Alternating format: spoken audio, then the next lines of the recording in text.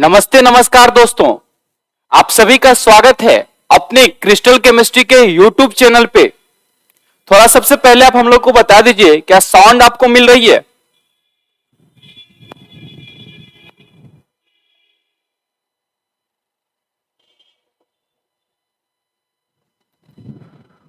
दोस्तों मैं आपको बता दूं कि यह है क्रिस्टल केमिस्ट्री दरभंगा, जिसको आप यूट्यूब प्लेटफॉर्म पे C2 लर्नर्स के नाम से जानते हैं। हमें कमेंट मिली कि अब सही है, इसलिए मैं आगे फॉरवर्ड कर रहा हूं, मैं आगे बढ़ रहा हूं। मेरा पता है Diggi west professor colony, Darbhanga Bihar. Darbhanga में ये इंस्टीट्यूट है। अगर आप भी तमन्ना रखते हैं कि मैं बोर्ड में अच्छा करूं, जेईई मेंस में अच्छा करूं, नीट में अच्छा करूं, तो एक बार पढ़ के जरूर देखिएगा हमारे ऑफलाइन क्लास में जो रोज चलती है। तो मैं आगे फॉरवर्ड करता हूं बातों को, मैं बताता हूं कि आज हम क्या करने वाले हैं। वैसे आपको टाइटल से पता चल गया होगा कि हम लोग आज टेस्ट लिए थे रविवार को, पूरे संपूर्ण फिजिकल का टेस्ट लिया था। इसमें बच्चों ने बहुत चढ़ के पार्टिसिपेट किया। हमें अच्छा लगा कि सभी बच्चे आए थे टेस्ट देने के लिए। इससे हमें लगता है कि बच्चे सच में पढ़ाई करना चाह रहे हैं। हालांकि संडे था, बहुत बच्चे चाहते तो घर पे सोते, कहते हैं संडे क्या जाएंगे, लेकिन सभी बच्चों ने पार्टिसिपेट किया। इस बात का हमें बहुत ज्यादा खुशी है।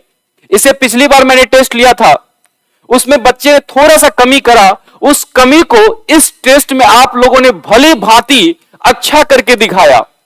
हम जब आपका क्वेश्चन पेपर चेक कर रहे थे तो हमें बहुत अच्छा फील हो रहा था, क्योंकि आपने उस इंप्रूवमेंट को किया जो हम चाहते थे। आपने वो सब करके दिखाया जो हम चाह रहे थे कि बच्चे लोग ये करें, ये करके, तो इससे क्या होगा, उनका रिजल्ट बेहतरीन होगा। तो आपने किया, हमें इस बात का बहुत ज्यादा खुशी है। तो कमेंट में कुछ मैं कमेंट पढ़ लूं। सबसे पहले सर सेकेंड आ रहा है।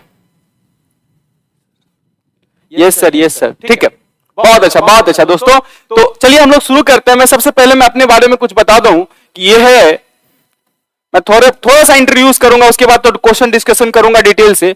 ये है क्रिस्टल केमिस्ट्री, बच्चों की feeling, crystal chemistry Darbhanga. Darbhanga हमने हमेशा से बच्चों के भविष्य के लिए काम करा है, सिलेबस को टाइम पे खत्म करने का काम करा है। मैंने सिलेबस को ज्यादा लंबा नहीं खींचा, जो आपके सिलेबस का जो जो पॉइंट है मैंने वो पढ़ाया, और समय पे सिलेबस खत्म करने का काम करते हैं हम लोग।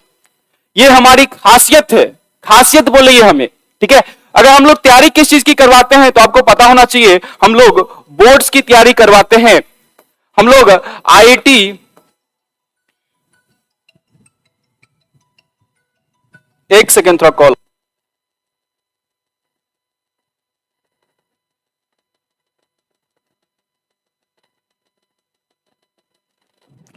तो चलिए सभी बच्चों, आप सभी का वेलकम है अपने क्रिस्टल केमिस्ट्री पे। आईआईटी, मैं बोला था आईआईटी जी की तैयारी करवाता हूं, और कई बच्चे ऑलरेडी हमारे यहां आईआईटी जी की तैयारी कर रहे हैं। हम नीट की भी तैयारी करवाते हैं। तो आप सभी में से अगर किसी को तैयारी करना हो इनमें से किसी की चीज की, और केमिस्ट्री को सीधे जहन में उतारना हो, हर एक बात को समझना हो, तो जरूर एक बार क्रिस्टल केमिस्ट्री में पढ़कर देखें। अगर आप हमें कॉल करना चाहते हैं, हमसे कांटेक्ट करना चाहते हैं, तो हमारा कॉल नंबर है 6201981370। इस नंबर पे आप हमें कॉल कर सकते हैं। हमेशा आपके लिए हम हाजिर रहते हैं। तो सभी बच्चों को वेलकम है। हम लोग डिस्कशन करने वाले हैं संपूर्ण फिजिकल और मोस्ट वीवीआई ऑब्जेक्टिव के साथ, और शॉर्ट्स और लॉन्ग के साथ। दोस्तों मैं आपको बता दूं कि इस टेस्ट में जितने भी क्वेश्चन थे, सारे के सारे बिहार बोर्ड से रिलेटेड थे। कुछ क्वेश्चन सीबीएसई बोर्ड से भी रिलेटेड थे। तो बोर्ड लेवल का क्वेश्चन है, दो स्क्रीन पे है। थोड़ा सा टाइम आप लोग का बर्बाद हुआ, इसके लिए हम क्षमा चाहते हैं।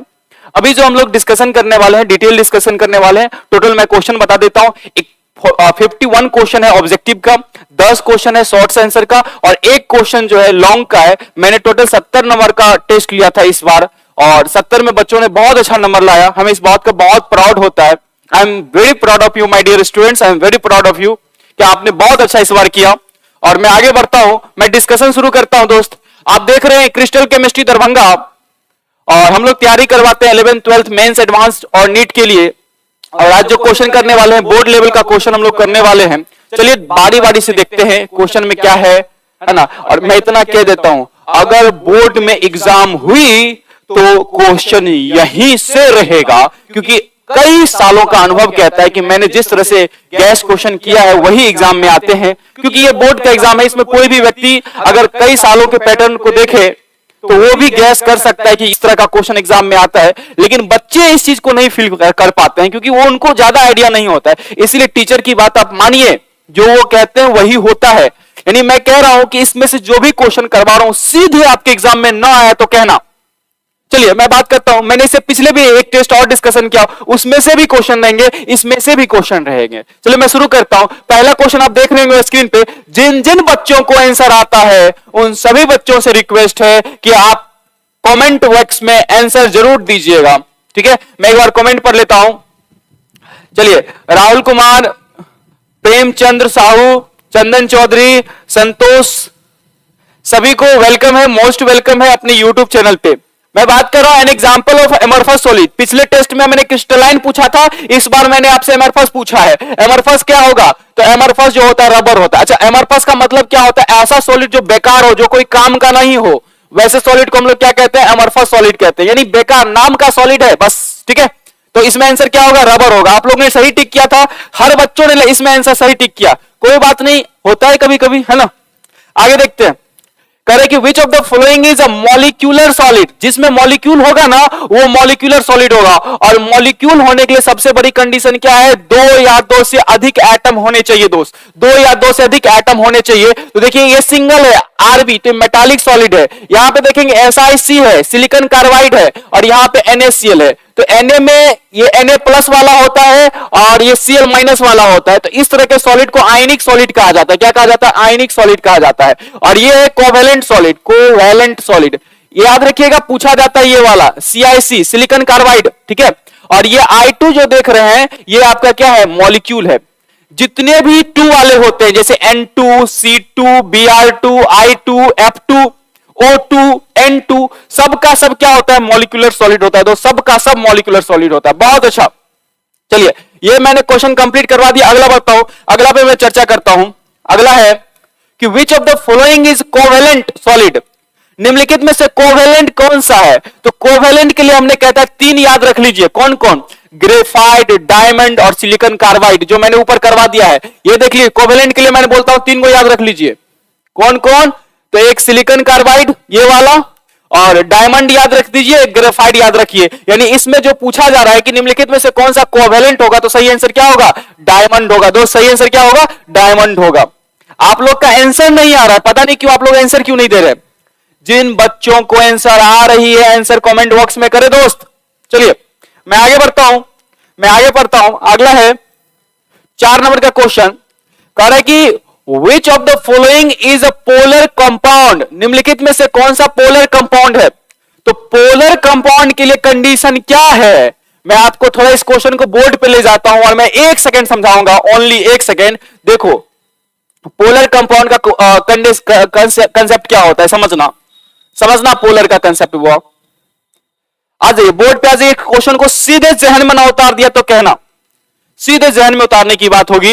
ये देखो ये क्वेश्चन है और कह रहे पोलर कौन सा है। सबसे पहले सबका स्ट्रक्चर ड्रॉ करते हैं। SO2 का स्ट्रक्चर इस प्रकार से होता है।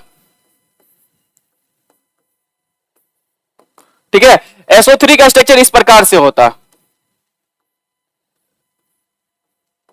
ये हो गया। उसके बाद BF3 है।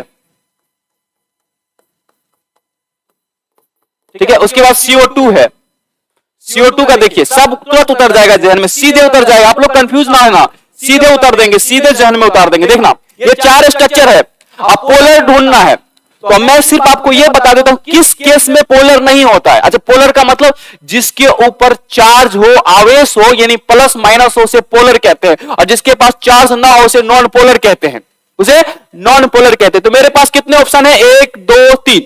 मैं बता देता हूं किस किस केस में जो है, किस किस केस में जो है कंपाउंड नॉन पोलर होता है। तो देख लीजिएगा, अगर मान लीजिए कोई एक एटम है A नाम का, इससे 3 गो एटम जुड़ा हुआ है इस टाइप से, इस टाइप से 3 गो एटम जुड़ा है, यानी बीच में एक डिफरेंट एटम है, कोई भी हो सकता है। यहां पे ध्यान दीजिएगा, यहां पे कोई भी हो सकता है, यहां पे बीच में, लेकिन यहां पे तीनों सेम होना चाहिए। इस शेप को हम लोग बोलते हैं ट्राइगोनल, यानी ट्राइगोनल के केस में मॉलिक्यूल ऑलवेज क्या होता है, पोलर होता है, सॉरी नॉन पोलर होता है। क्या होता है, नॉन पोलर होता है। यानी इस टाइप का अरेंजमेंट जिसका भी होगा वहां पे क्या होगा, नॉन पोलर होगा। अगला देखता हूं, तो इसमें देखना ध्यान से, यहां पे आ जाइए, इसमें देखिए ये वाला का शेप कैसा है, इस वाले का ट्राइगोनल है, तो ट्राइगोनल में क्या हो जाएगा, नॉन पोलर, यानी ये ऑप्शन तो नहीं होगा। इसमें भी देखो शेप कैसा है, ट्राइगोनल, यानी ये भी ऑप्शन क्या होगा, नहीं होगा। आगे मैं चर्चा कर देता हूं, मैं आगे चर्चा कर देता हूं, ध्यान दीजिएगा, ध्यान दीजिएगा, आगे मैं चर्चा कर देता हूं। यहां देखिए एक और केस है, जैसे ए कोई एटम है, इधर से बी लगा दीजिए, इधर से बी लगा दीजिए, ठीक है। ए बीच में कोई एटम होना चाहिए और इधर से ए लगा दे, सॉरी बी लगा दे, इधर से कोई बी लगा दे। इस शेप को कहते हैं लीनियर शेप, लीनियर शेप कहते हैं। अच्छा वो लीनियर शेप में भी, जब लीनियर शेप भी होगा तो मॉलिक्यूल कैसा होगा, नॉन पोलर होगा। क्या होगा, नॉन पोलर होगा, नॉन पोलर होगा। तो ये जैसे कार्बन डाइऑक्साइड है, तो दूसरा साइड देखो ऑक्सीजन है, इधर क्या है, ऑक्सीजन है। बताओ कार्बन डाइऑक्साइड कैसा होगा, नॉन पोलर होगा। कैसा होगा, नॉन पोलर होगा। सीधे जहन में उतारूंगा, मैं बोल रहा हूं। चलिए आगे बढ़ते हैं दोस्त, आगे बढ़ते हैं। अभी सुनना, अच्छा एक और केस होता है वो भी देख लीजिए, टेट्राहेड्रल का केस। ऐसे में सेम एटम यहां डाल दूं, जैसे यहां पे मैं ए डाल रहा हूं बीच में, यहां पे ए डाल रहे हैं, ऊपर में बी, इधर भी बी, इधर भी बी, इधर भी बी। इस टाइप का अगर केस होगा तो वो भी क्या होगा, नॉन पोलर, नॉन पोलर होगा। याद रखिएगा, नॉन पोलर होगा। अच्छा एक बात यहां मेरी याद रखेंगे आप, क्या याद रखेंगे, जैसे कि देखिए CCl4, सी बीच में होगा और 4 गो क्लोरीन इस तरह से होगा, तो बताइए CCl4 कैसा है, तो आपका जवाब आएगा नॉन पोलर है सर, नॉन पोलर है। यानी नॉन पोलर का मतलब जिसपे चार्ज ना हो। आगे देख लीजिए, जैसे कोई आपसे पूछ देगा मीथेन कैसा है, तो आप जवाब दीजिएगा नॉन पोलर है, ठीक है। इस टाइप से आगे देखते हैं दोस्त, आगे देखते हैं। हमारा देखिए ये वाला जो मॉलिक्यूल था, ये वाला कि ये भी क्या हो जाएगा, नॉन पोलर हो जाएगा। लेकिन ये वाला मॉलिक्यूल देखिए, इसमें इधर क्या है, लोन पेयर है, इधर देखिए ऑक्सीजन है, तो ये वाला जो होगा पोलर होगा, पोलर होगा दोस्त, ठीक है। यानी इसमें सही आंसर क्या होगा, ए नंबर, ठीक है। मैं आ जाता हूं क्वेश्चन पे, अपने क्वेश्चन पे आ जाता हूं,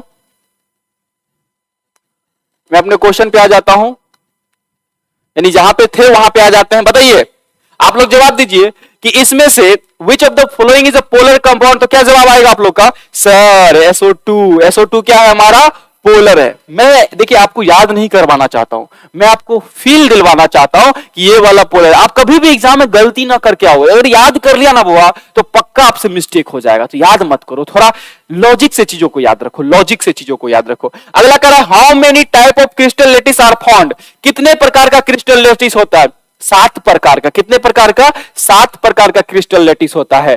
जिस तरह से विश्व में कितने अजूबे हैं, 7 अजूबे हैं, उसी तरह से क्रिस्टल लेटिस कितने हैं, 7 क्रिस्टल लेटिस है दोस्त। कितने क्रिस्टल लेटिस हैं, 7 क्रिस्टल लेटिस है। बताइए आपको बात समझ में आ रही है कि कितने क्रिस्टल लेटिस, 7 क्रिस्टल लेटिस, ठीक है।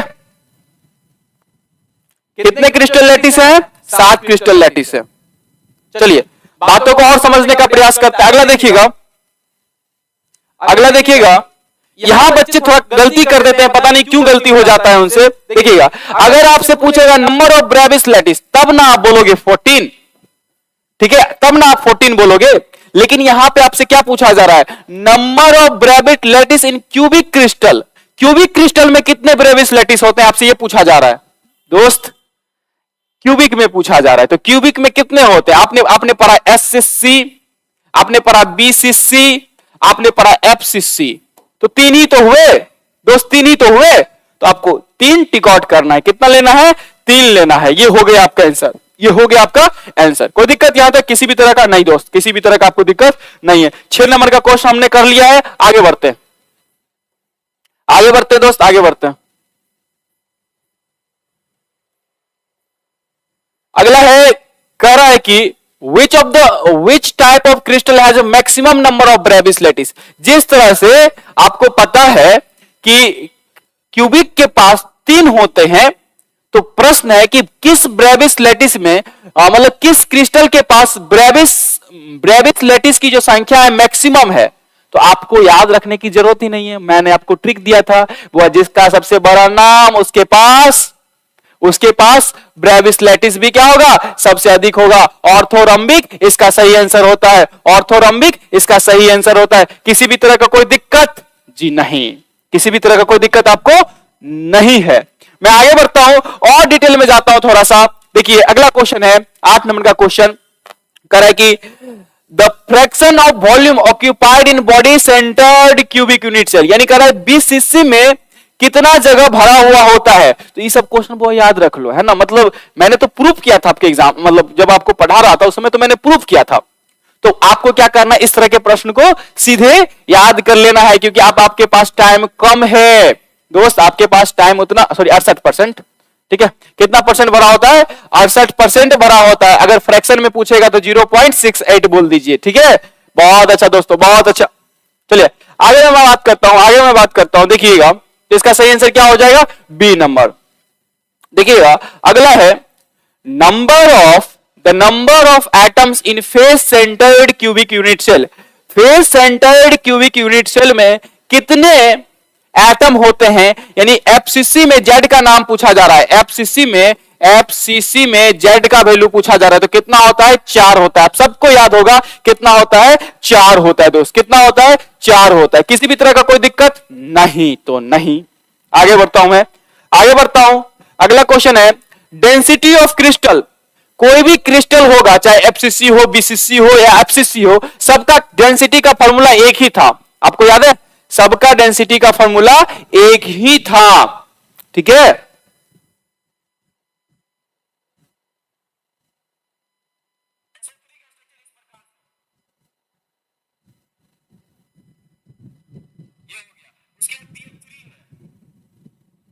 चलिए दोस्त आगे बढ़ते हैं।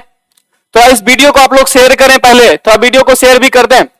डेंसिटी ऑफ अ क्रिस्टल का डेंसिटी का फॉर्मूला क्या होता है, सबके लिए एक होता है, जेड यानी एटॉमिक नंबर या number of atomic crystal into molar mass divide कर देंगे किससे, volume of the crystal, and multiply कर देंगे किससे, Na यानी एवोगाड्रो नंबर से मल्टीप्लाई कर देंगे, तो क्या निकल के आ जाता है, डेंसिटी आ जाता है। यहां भी मल्टीप्लाई, नीचे भी मल्टीप्लाई होता है, भूलेंगे नहीं इस बात को आपको भूलना नहीं है, किसी भी तरह से आपको ये बात नहीं भूलना है दोस्त, ठीक है।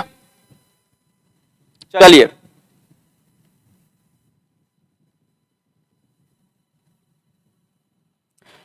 मैं आगे बढ़ता हूं। चलिए अगला प्रश्न करते हैं।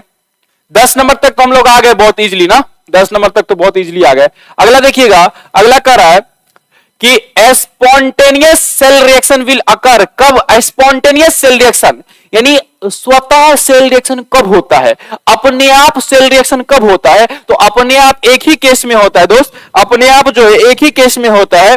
वो केस कौन सा है, वो केस है डेल्टा जी, जब जो है आपका डेल्टा जी आपका क्या हो, निगेटिव हो। यानी डेल्टा जी जब निगेटिव होता है ना दोस्त, डेल्टा जी जब निगेटिव होता है तो सेल रिएक्शन जो है, बैटरी के अंदर जो रिएक्शन होती है वो अपने आप होने लगता है माय डियर स्टूडेंट, अपने आप होने लगता है।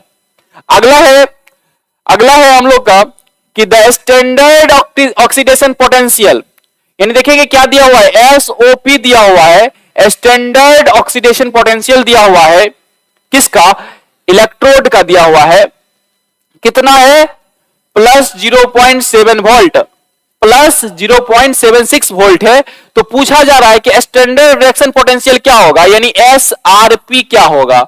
भैया आपको पता होगा, अगर एसओपी गिवन होता है तो बस उसका साइन बदल दीजिए। अगर ये पॉजिटिव में होगा दोस्त, ये पॉजिटिव में होगा तो इसको निगेटिव कर दीजिए, अगर ये निगेटिव होगा तो इसको पॉजिटिव कर दीजिए, यानी सिर्फ साइन चेंज करना होता है। यानी देखिए the standard oxidation potential of N electrode इतना दिया हुआ है, यानी एसओपी का वैल्यू पॉजिटिव में दिया हुआ है, एसआरपी पूछ रहा है तो क्या कर देंगे, निगेटिव कर देंगे, तो आपका आंसर सीधे का सीधे मिल जाएगा, ठीक है। यानी आपका आंसर देख रहे हैं कहां मिल रहा है, सी नंबर पे मिल रहा है दोस्त, कहां मिल रहा है, सी नंबर पे आपका आंसर मिल रहा है। बहुत अच्छा, बहुत अच्छा। अच्छा अगला एक प्रश्न है जहां पे बच्चे थोड़ा दिमाग लगाते हैं, और आप भी लगा सकते हैं, ऐसा कोई बड़ी बात नहीं है। इस क्वेश्चन को देखिए ध्यान से, क्या कर रहा है, the standard electrode potential for the following reaction are given. Standard electrode potential given है यहां पे, और आपसे क्या पूछा जा रहा है कि ईएमएफ ऑफ द सेल क्या होगा, आप हमें बताइए।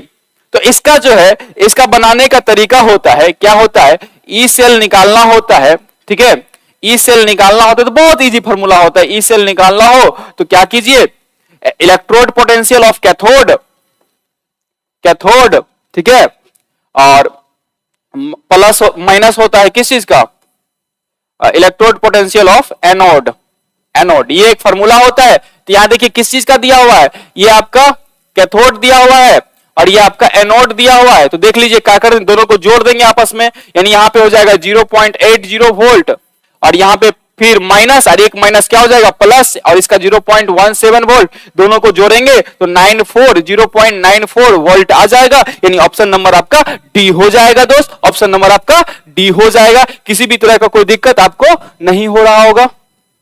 चलिए हो गया क्या, अगर समझ गए होंगे तो आगे बढ़ते हैं दोस्त। चलिए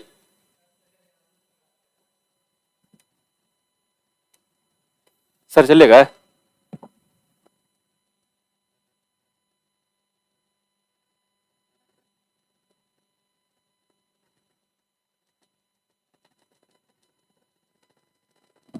चलिए तो हम लोग आगे बढ़ने का काम करते हैं, हम लोग आगे बढ़ने का काम करते हैं। देख लीजिए ध्यान से, अगला प्रश्न हम लोग का क्या है, अगला प्रश्न है कि ये तो सॉल्व हो गया था ना हम लोग का, ये तो सॉल्व हो गया था, इसका आंसर 0.94 आया था।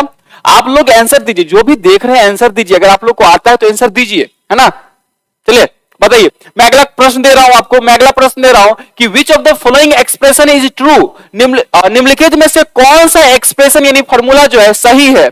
तो फॉर्मूला किस चीज का पूछा जा रहा है, आई का पूछा जा रहा है। आई को क्या कहते हैं, आई को हम लोग कहते हैं करंट, फिजिक्स में भी आपने पढ़ा होगा, करंट का फॉर्मूला पूछा जा रहा है। अच्छा, करंट का फॉर्मूला क्या होता है, चार्ज पास्ड और बट्टा टाइम, यानी टाइम टेकन, यानी number of charge passed per unit time, यानी क्यू बाई टी, यानी क्या हो गया आई क्यू टी, है ना, इस टाइप से आई बराबर क्यू बाय टी होता है। टी यहां पे टाइम है, यानी स्मॉल टी होगा, बड़ा टी नहीं हो सकता, स्मॉल टी होगा, ठीक है दोस्त। इसका मतलब सही एक्सप्रेशन क्या होगा, ये वाला बी नंबर सही एक्सप्रेशन होगा, यानी सही फॉर्मूला होगा।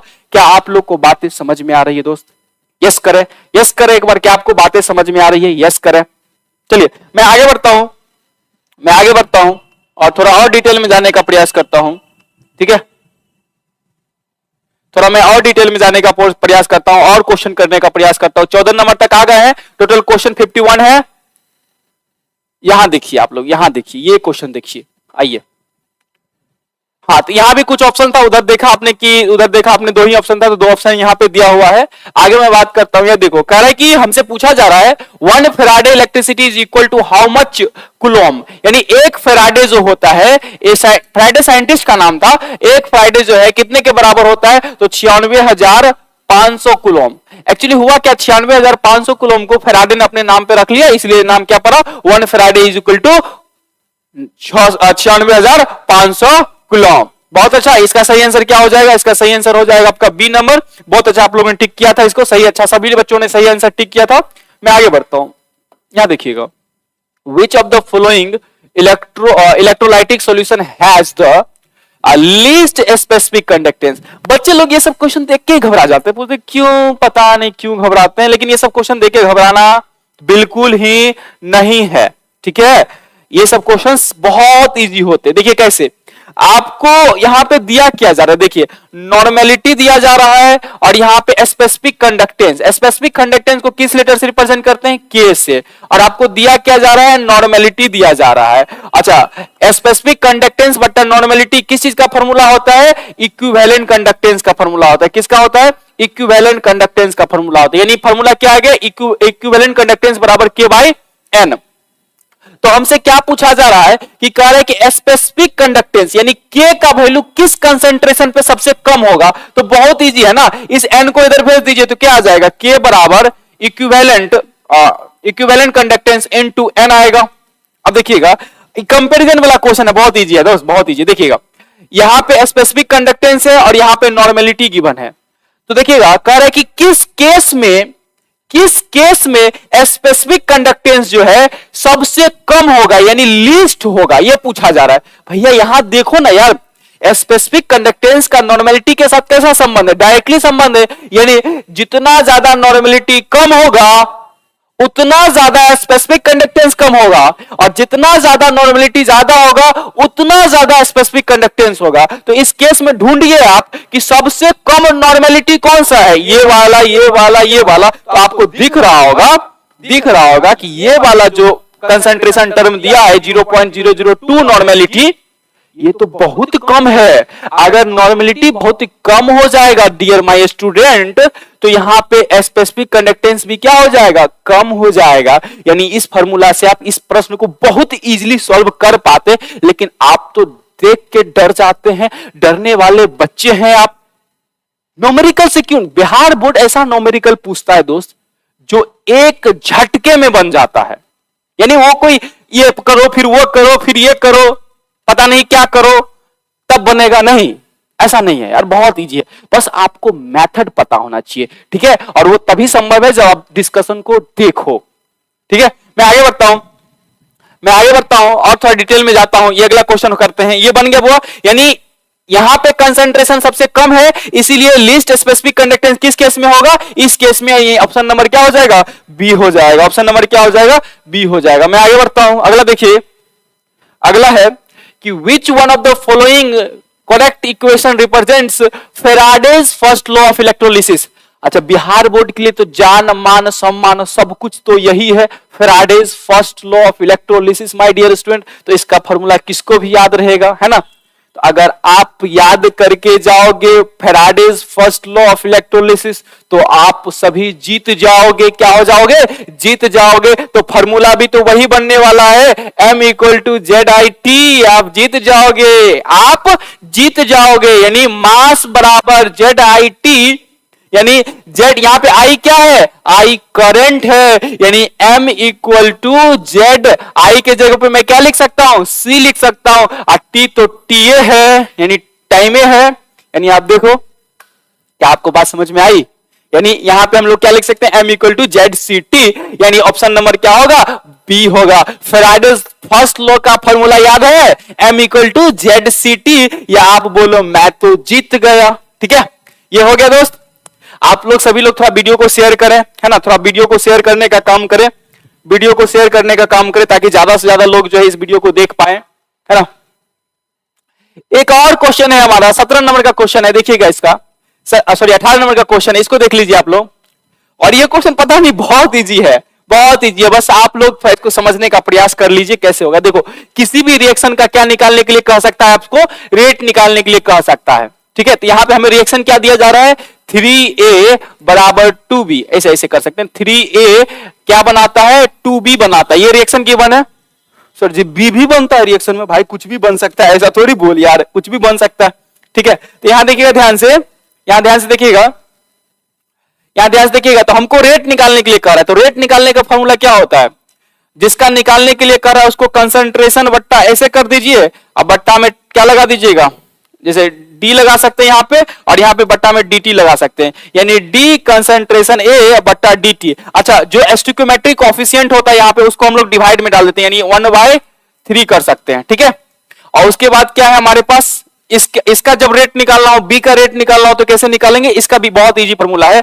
जिसका निकालना है वो उसको कंसंट्रेशन डब्बा में बंद कर दीजिए, यानी जिसका रेट निकालना है उसको कंसंट्रेशन के डब्बा में बंद कर दीजिए, अब बट्टा में T लिख दीजिए। अच्छा, रेट निकाल रहे हो बहुत छोटे टाइम में, इसलिए लगेगा D, यानी D कंसंट्रेशन B बट्टा DT, ये हो गया। अच्छा, इसका स्टोइकियोमेट्रिक कोएफिशिएंट कितना है? 2 है, तो यहां पे क्या करेंगे? 1/2 कर देंगे। ठीक है, 1/2 कर देंगे। अभी इतना तो हो गया। आपसे पूछा क्या जा रहा है? चेक करो, आपसे पूछा जा रहा है कि ये जो प्रोडक्ट है, यहां जो प्रोडक्ट है वो इसके बराबर कब होगा? देखिएगा क्या दिया हुआ है? DB बट्टा DT, यानी यहां पे जो 3 दिया है इसको हटाना है, 1 करना है। यहां पे देख लो कुछ नहीं दिया, नहीं 1/1 दिया है, तो हमको कह रहा है 1 करने के लिए। तो इस एक्सप्रेशन को आप सॉरी ये तो A वाला है, इसको 1 करना है। देखो B वाला को 1 करना है ना, B वाले को 1 करना है ना बुआ। तो इसको 1 करने का क्या तरीका है? भैया 2 से मल्टीप्लाई कर देंगे इस इक्वेशन में, दोनों बराबर है आपस में, ठीक है। तो अगर इसको एक करना हो तो हम कितना से मल्टीप्लाई कर देंगे, 2 से मल्टीप्लाई कर देंगे। जब 2 से मल्टीप्लाई करेंगे तो क्या होगा देखना भाई। सर 2 से क्यों मल्टीप्लाई कर रहे हैं भैया, 2 से हम इसलिए मल्टीप्लाई कर रहे हैं ताकि हमको जो पूछा जा रहा है, यहां पे क्या पूछा जा रहा है चेक करो कि फॉर द रिएक्शन, ये रिएक्शन है, the rate of reaction is इतना दिया हुआ है और पूछा रहा है ये किसके बराबर होगा। तो हमारे एक्सप्रेशन में देखो बी के साथ क्या है 1/2 है, लेकिन यहाँ पे 1/2 नहीं है, यानी 1/1 है, यहाँ पे नहीं कुछ है तो कितना है 1/1 है। चेक करना वो, इस तरह के क्वेश्चन में थोड़ा सा आपको समय देना पड़ेगा, ठीक है। 1/1 है, ठीक है। तो 1/1 को यानी हमको भी यहाँ पे 1/1 करना है, बी वाला, ये देखो बी है वो, ये बी है ना, ये छोटका बी था हमने बड़ा बी कर दिया, कोई फर्क नहीं पड़ता उससे। तो यहां पे हमको एक करना है, तो क्या कर सकते हो, तो आपने बचपन में सीखा ना, अगर मैं इसको 2 से मल्टीप्लाई करूंगा तो ये क्या हो जाएगा, 2 कट के 1 दे देगा। और अपने आप से तो मल्टीप्लाई कर नहीं सकते हो आप लोग, तो मल्टीप्लाई कैसे करोगे, दोनों एक्सप्रेशन में मल्टीप्लाई करना पड़ेगा तभी ठीक होगा, इधर भी करना पड़ेगा इधर भी। तो करो, इसको 2 से मल्टीप्लाई करेंगे तो क्या आएगा 2/3 डी कंसंट्रेशन ए बट्टा dt हो गया बराबर, यहां पे क्या हो जाएगा मैंने बताया था 1/1 डी कंसंट्रेशन बी बट्टा क्या हो जाएगा dt हो जाएगा। देखो इसी का वैल्यू आपसे पूछा जा रहा है ना कि ये किसके बराबर है, तो आप देखो ऑप्शन में चेक करो 2/3 da बट्टा dt कहां है, यहां देखो। अच्छा मैंने साइन नहीं लगाया, तो साइन कैसे लगाया जाता है बताओ। रिएक्शन के दौरान ए की मात्रा घटेगी कि बढ़ेगी, तो आप सभी लोग कहेंगे घटेगा, तो यहां पे लग जाएगा माइनस। अच्छा रिएक्शन के दौरान बी की मात्रा बढ़ेगी कि घटेगी, बढ़ेगी, यानी यहां पे क्या लग जाएगा, यहां पे लग जाएगा प्लस, ठीक है। यानी देखना तो यहां भी क्या लगाओ, गुना करोगे तो माइनस ही जगह पे रहेगा ना, तो यहां माइनस रहेगा अपने मन से, ठीक है।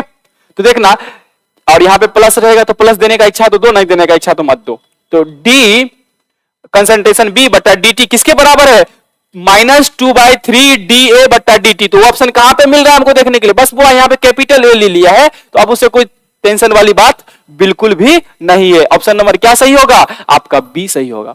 एक बार इस तरह का क्वेश्चन कर लो, इसी तरह का क्वेश्चन हर बार आता है, ठीक है। बस यहां पे नंबर चेंज कर देगा, अभी 3 दिया है ना, बाद में कुछ भी दे सकता है बस, लेकिन करना तो यही रहेगा सब में, तो सीख लो ना यार, सीख लो। चलिए आगे बढ़ते हैं दोस्त, आगे बढ़ते हैं। एक बार अगर पूरा डिस्कशन आप देख लेते हो ना फिजिकल का, तो फिजिकल में आपको नंबर आने की गारंटी मिल जाती है, ठीक है। चलिए मैं बात करता हूं आगे, 18 नंबर का क्वेश्चन करवा दिया, 18 से आगे बढ़ते हैं।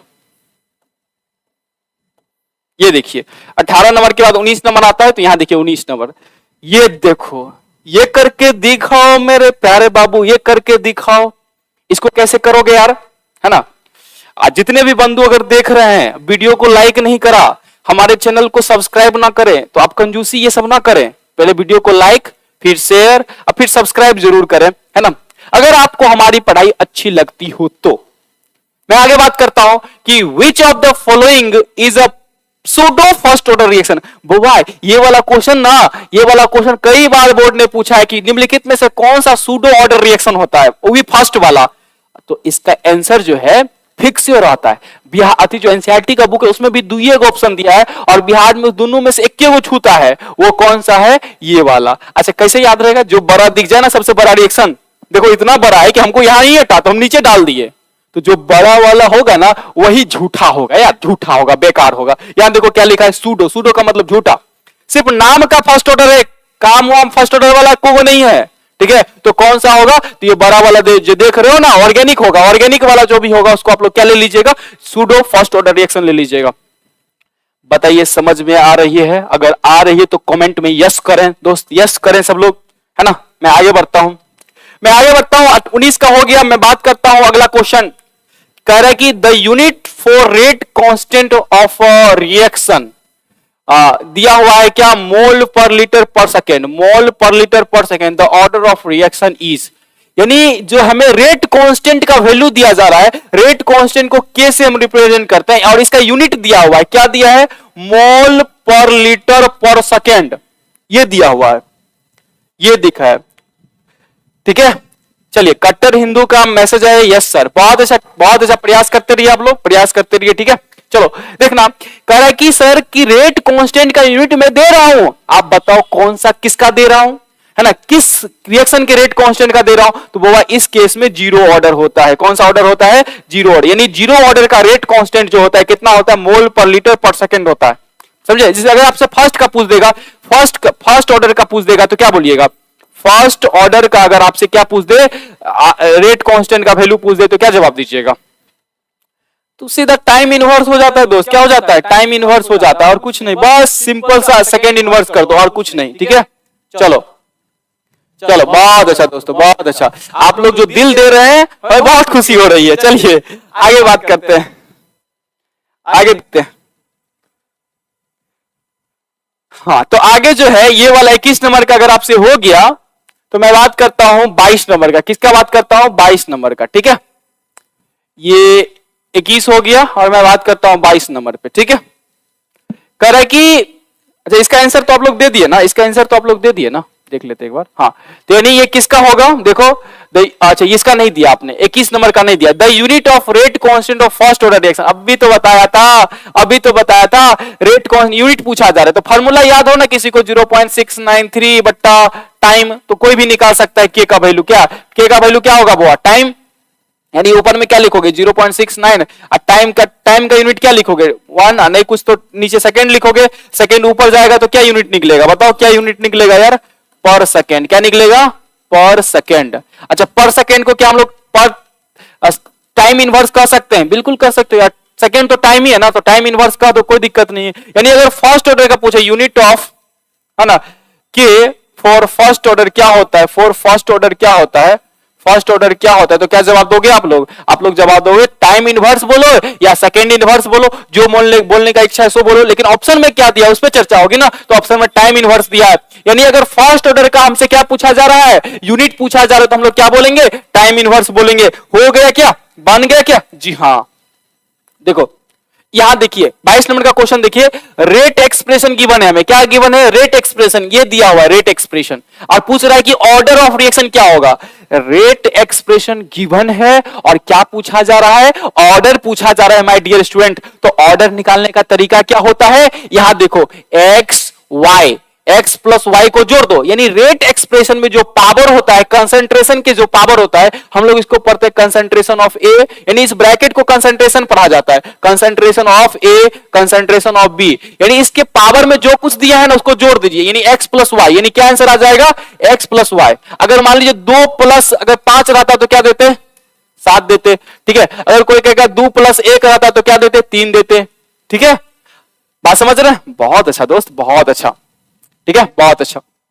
चलिए, ये हो गया आपका 22 नंबर का क्वेश्चन सॉल्व हो गया। आगे बढ़ते हैं, अगला टॉपिक यानी अगला क्वेश्चन कौन सा है? कौन सा है? कौन सा है? कौन सा है? हाँ, तो पूछा जा रहा है कि हमसे क्या पूछा जा रहा है? बताइए, the half life for first order reaction क्या होता है? अरे बहुत इजी बात पूछ देता है यार। हाफ लाइफ को कैसे रिप्रेजेंट करते हैं? 1/2 से। ठीक है, अच्छा 1/2 से रिप्रेजेंट करते हैं तो इसका फॉर्मूला क्या होता है? 0.693 बट्टा के। ये क्या है? हाफ लाइफ है किसका? फर्स्ट ऑर्डर का। अगर आपसे रेट कांस्टेंट भी पूछेगा तो क्या बोलना? के को इधर करना और हाफ को इधर भेजना, यानी के बराबर क्या हो जाएगा? 0.693 बट्टा हाफ, टी हाफ। ये हो गया रेट कांस्टेंट और ये हो गया हाफ लाइफ।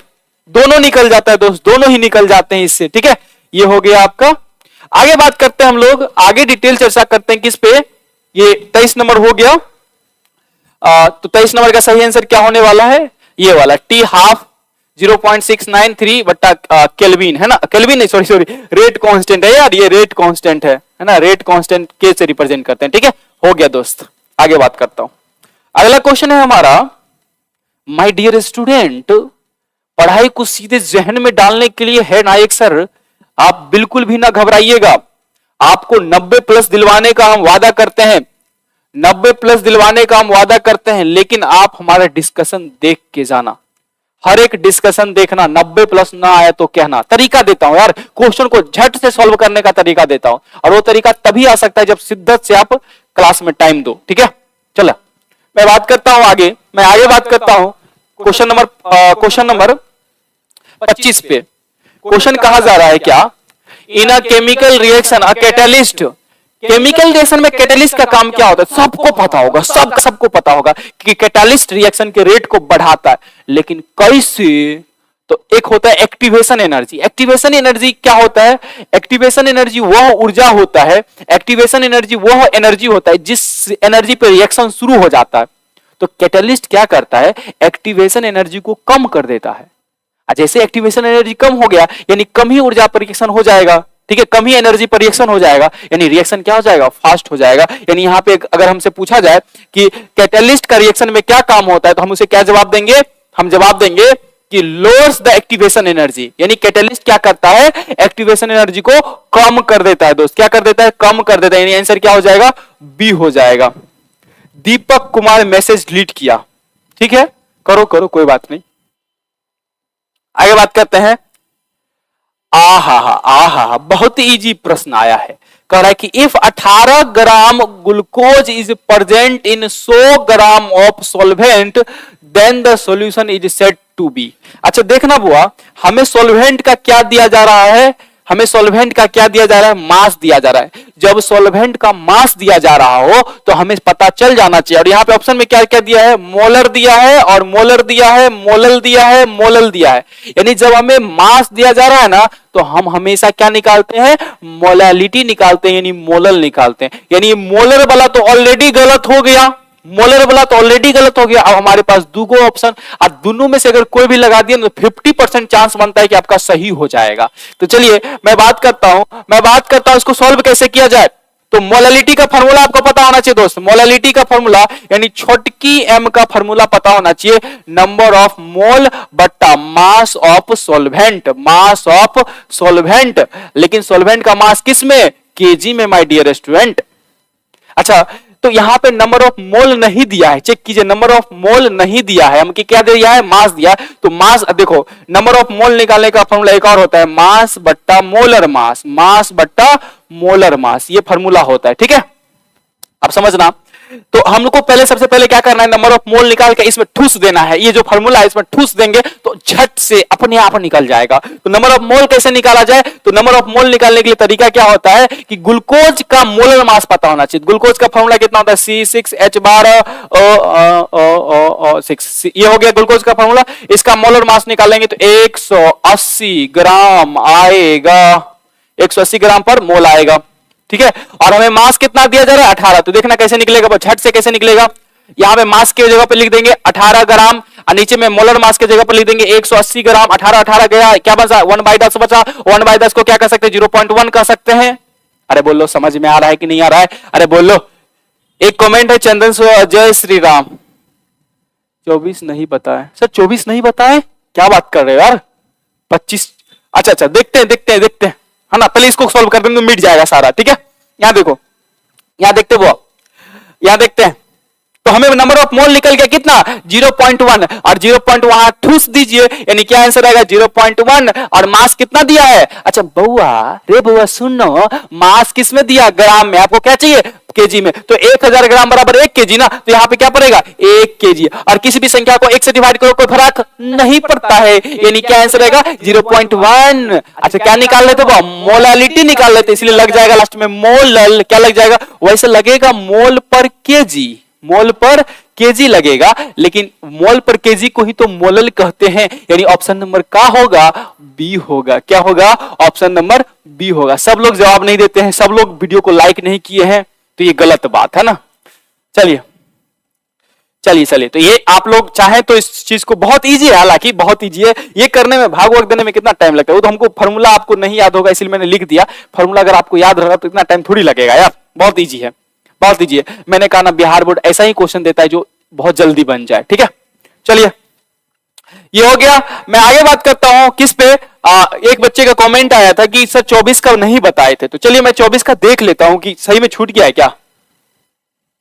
हाँ जी हाँ सही बोले यार, आप लोग बहुत सिंसियर होके पढ़ रहे हो क्या यार, छूट जाता है तो पता चल जाता है। चलो देखो अब मैं बात करता हूं क्या कर रहा है कि जीरो ऑर्डर रिएक्शन क्या होता है। जीरो ऑर्डर रिएक्शन के लिए क्या टी हाफ क्या होता है, तो आपको फर्स्ट के लिए तो पता है ना हाफ क्या होता है, फर्स्ट के लिए तो 0.693 बट्टा के होता है।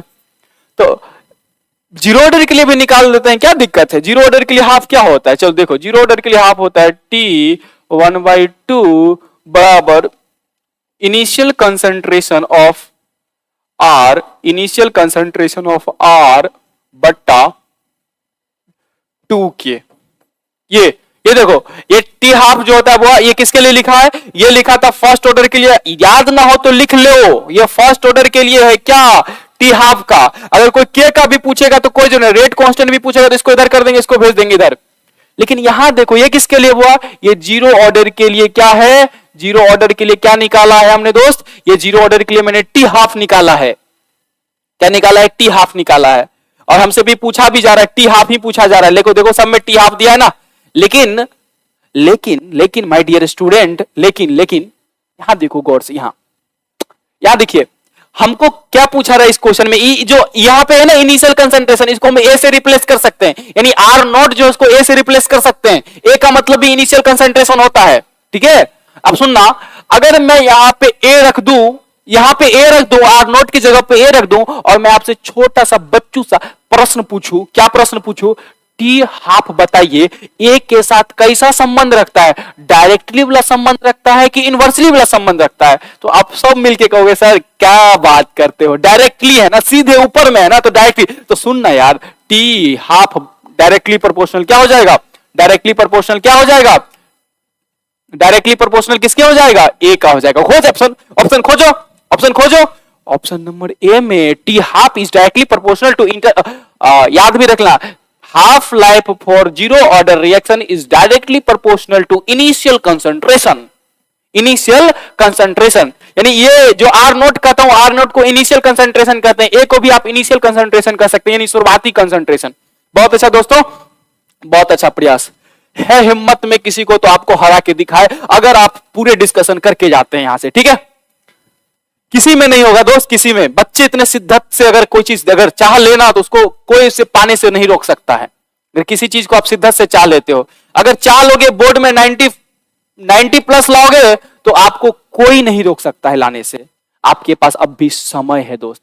लेकिन अगर तुम अभी भी लापरवाही कर लिए ना, अभी भी लापरवाही कर लिए ना, तो ऐसा गिरोगे कि कोई बचाने तक नहीं आएगा। 12th के बाद तुम्हारे कोई तुमसे कुछ पूछेगा भी नहीं, इतने तुम बेकार हो जाओगे। क्या कहूं, मैं कुछ बोल दूंगा, है ना। लेकिन आप में से बहुत सारा मेहनती होंगे तो उनको भी बुरा लग जाएगा इसके लिए, ठीक है। लेकिन कुछ बच्चे ऐसे होते हैं जो मेहनत नहीं करना चाहते, और 12th जैसे ही खत्म होता है ना, उसकी जीवन ऐसे धड़ाम से यहां से यहां गिरती है कि अपने आप को संभाल नहीं पाता है वो। फिर बोझा उठाने जाएगा, मुंबई खटने जाएगा, फैक्ट्री में काम करेगा, 18 घंटा काम करेगा, 12 घंटा काम करेगा, सोचेगा 2 घंटा और कर लेते हैं तो दिहाड़ी मिल जाएगा एक्स्ट्रा। अब यार तुम अभी 5 घंटा पढ़ नहीं पा रहे हो, और वहां काम करने के लिए रेडी हो कि हम 12 घंटा काम कर लेंगे, 8 घंटा तो मेरा मेन ड्यूटी होगा, और 4 घंटा जो है ओवर टाइम कर लेंगे तो हमें पैसा ज्यादा मिलेगा। अबे बेवकूफ, तो अब मेहनत कर लो यार, अभी मेहनत कर लो। तुम्हारे पास तो 3 महीना अभी भी है, अभी भी अगर सोच लिए ना तो कोई नहीं रोक सकता है 90 प्लस लाने से। और बहुत कुछ होता है दोस्त, 12th में अच्छा नंबर होना बहुत कुछ होता है, क्योंकि वो ये एक ऐसा प्लेटफॉर्म होता है जहां से सभी दिशाएं खुलती है, सभी मार्ग खुलते हैं। आपको नहीं पता 12th में कितनी ज्यादा इंपॉर्टेंट है। 12th से बाहर आना एक बार निकल के, जब 12th पास कर लेना तब अपने आप से पूछना कि 12th कितना ज्यादा इंपॉर्टेंट था। लेकिन फर्क क्या पड़ता है, अभी तो आपका बच्चे हैं, आपका उम्र कच्चा है, आपका दिमाग कच्चा है, आप टीचर की बात नहीं मानते हैं तो गड़बड़ करते हैं। टीचर के रास्ते पे, उनके बताए हुए रास्ते पे चल जाइए बाबू। 12th के बाद करना ना, जो करना होगा अपने मन से करना ना, कौन रोकेगा तुमको? कोई नहीं रोकेगा। तुम्हारे माता पिता भी कहेंगे मेरा बेटा अच्छा नंबर लाया 12th में, जो करना है उसका करने दो। लेकिन अगर ले आए ना खराब नंबर, मार के भगाएगा तुमको, गधा सब। चलो, मैं सिर्फ ऐसे बच्चों को डांटता हूं जो नहीं पढ़ते हैं, अभी भी नहीं पढ़ रहे हैं, उसको डांटता हूं। संभल जाओ, संभल जाओ, मैं कह रहा हूं संभल जाओ। अच्छा, यहां पे जो भी बच्चे देख रहे होंगे वो तो पढ़ने वाले होंगे, क्योंकि जो पढ़ने वाला ना तो सो रहा होगा, अभी शॉर्ट्स देख रहा होगा। पता है उसको नायक सर का क्लास चल रही है, लेकिन क्या फर्क पड़ता है, शॉर्ट्स छूट जाएगा ना, गधेरा। चलो यहां ध्यान दो, क्वेश्चन नंबर कितने पे है? क्वेश्चन नंबर है हम लोग कितने पे? एक बच्चे ने पूछा था सर ये नहीं पता है, तो इसका सही आंसर क्या होगा? इसका सही आंसर ए होगा। आगे मैं बढ़ता हूं, ध्यान दो। एक और क्वेश्चन है यहाँ पे 26 नंबर का। 26 नंबर का क्वेश्चन पूछा जा रहा है हमसे, क्या पूछा जा रहा है कि if 18 gram glucose is present. अच्छा बता दिया था, ये तो बता दिया था, क्या आंसर आया था? वो 0.1 मोलर आया था, ये भी बता दिया था। चलो मैं आगे बढ़ता हूं, कितना नंबर का क्वेश्चन? 27 नंबर का क्वेश्चन करता हूं। ध्यान सुनो कि ये दिया हुआ है हमें क्या दिया है शुगर का, क्या दिया और वो शुगर का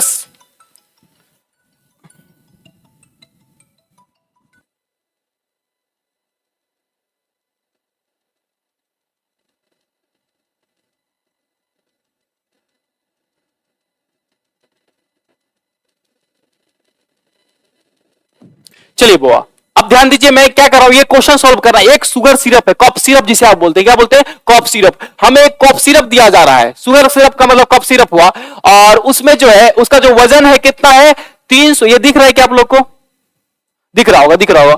334 ग्राम उसका क्या है, आपका शुगर का वजन है, जिसमें से कहा जा रहा है कि ये जो 334 यहां पे सॉरी 234.2 ग्राम है, ठीक है, शुगर का वजन, जिसमें से शुगर कितना है, शुगर कितना है 34.2 ग्राम है, यानी बाकी चीज क्या है, बाकी चीज पानी है दोस्त, क्या है, पानी है। अब सुनना, what is the molal concentration, what is the molal concentration पूछा जा रहा है, क्या पूछा जा रहा है, मोलल कंसेंट्रेशन। और मोलल का मतलब क्या होता है, मोलालिटी होता है, मोलल का मतलब मोलालिटी होता है दोस्त, मोलालिटी पूछा जा रहा है हमसे, ठीक है, किसका, ऑफ द सॉल्यूशन का पूछा जा रहा है। नहीं निकाल देंगे क्या, नहीं निकाल देंगे, इतना डिफिकल्ट क्वेश्चन आ गया, बहुत इजी क्वेश्चन है, देखो कैसे। चलिए ध्यान दीजिएगा कैसे बनता है ये क्वेश्चन। सबसे पहले हमको क्या चाहिए, मोलालिटी निकालने के लिए, आप लोग खुद ही बोलोगे सर मोलालिटी निकालने के लिए, छोटका एम निकालने के लिए हमें नंबर ऑफ मोल चाहिए और मास चाहिए, क्या चाहिए, मास चाहिए, ठीक है। सुनना, तो इसमें हमें गिवन क्या क्या है, हमें गिवन क्या है चेक करते हैं बुआ, ये थोड़ा क्वेश्चन दिया था, गिवन क्या है, शुगर कितना है, शुगर कितना है 34.2 ग्राम क्या है, शुगर है, शुगर है, ठीक है। और पानी कितना वजन है, पानी का वजन कितना है भैया, अगर 34.2 ग्राम आपका शुगर है तो पानी कितना होगा, इसमें से घटा दो 34.2 ग्राम, यानी 200 ग्राम हो गया। यानी वाटर कितना है हमारे पास, यानी वाटर कितना है हमारे पास, चेक करो, वो वाटर है हमारे पास 200 ग्राम, ठीक है, 200 ग्राम। अब समझ रहे हो। अब हमको क्या चाहिए, ध्यान सुनो, हमको क्या चाहिए, नंबर ऑफ मोल चाहिए, लेकिन नंबर ऑफ मोल दिया क्या, नहीं दिया। तो नंबर ऑफ मोल कैसे निकालेंगे, उसके लिए फॉर्मूला होता है, क्या होता है, नंबर ऑफ मोल, मास बट्टा मोलर मास, मास बट्टा मोलर मास, चेक करो बुआ, मोलर मास होता है, चेक करना। तो मास कितना दिया 34.2 ग्राम, ठीक है। और अति शुगर है, शुगर का फॉर्मूला क्या होता है, C12H22O11। जब इसमें सभी का वजन जोड़ोगे ना बुआ, तो इसका मोलर मास निकलता है कितना, मोलर मास कितना निकलता है 342, क्या निकलता है 342 ग्राम पर मोल, ठीक है, ये निकलता है, निकाल सकते हो, निकाल सकते हो, सब लोग निकाल सकते हो। चंदन चौधरी करें बी आएगा। चलो देखते हैं बुआ, तो यहां पे हम लोग अगर हम मास का रख दें, इसमें यहां पे कितना रख दें 342 रख दें, तो 1 उड़ेगा तो नीचे 0 आएगा, ठीक है। अभी सुनना, अभी सुनना, तो ये दोनों कट जाएगा तो आंसर कितना आएगा 0.1 आएगा, ठीक है, क्योंकि देखो 1/10 आएगा, 1/10 को हम 10 डिवाइड करेंगे तो 0.1 आंसर आना है, तो 0.1 आ गया, क्या आया, मोल आ गया। अच्छा मोल आ गया तो हम लोग क्या करेंगे, मोलैलिटी का जो फॉर्मूला होता है उसमें मोल रख देंगे, यानी 0.1।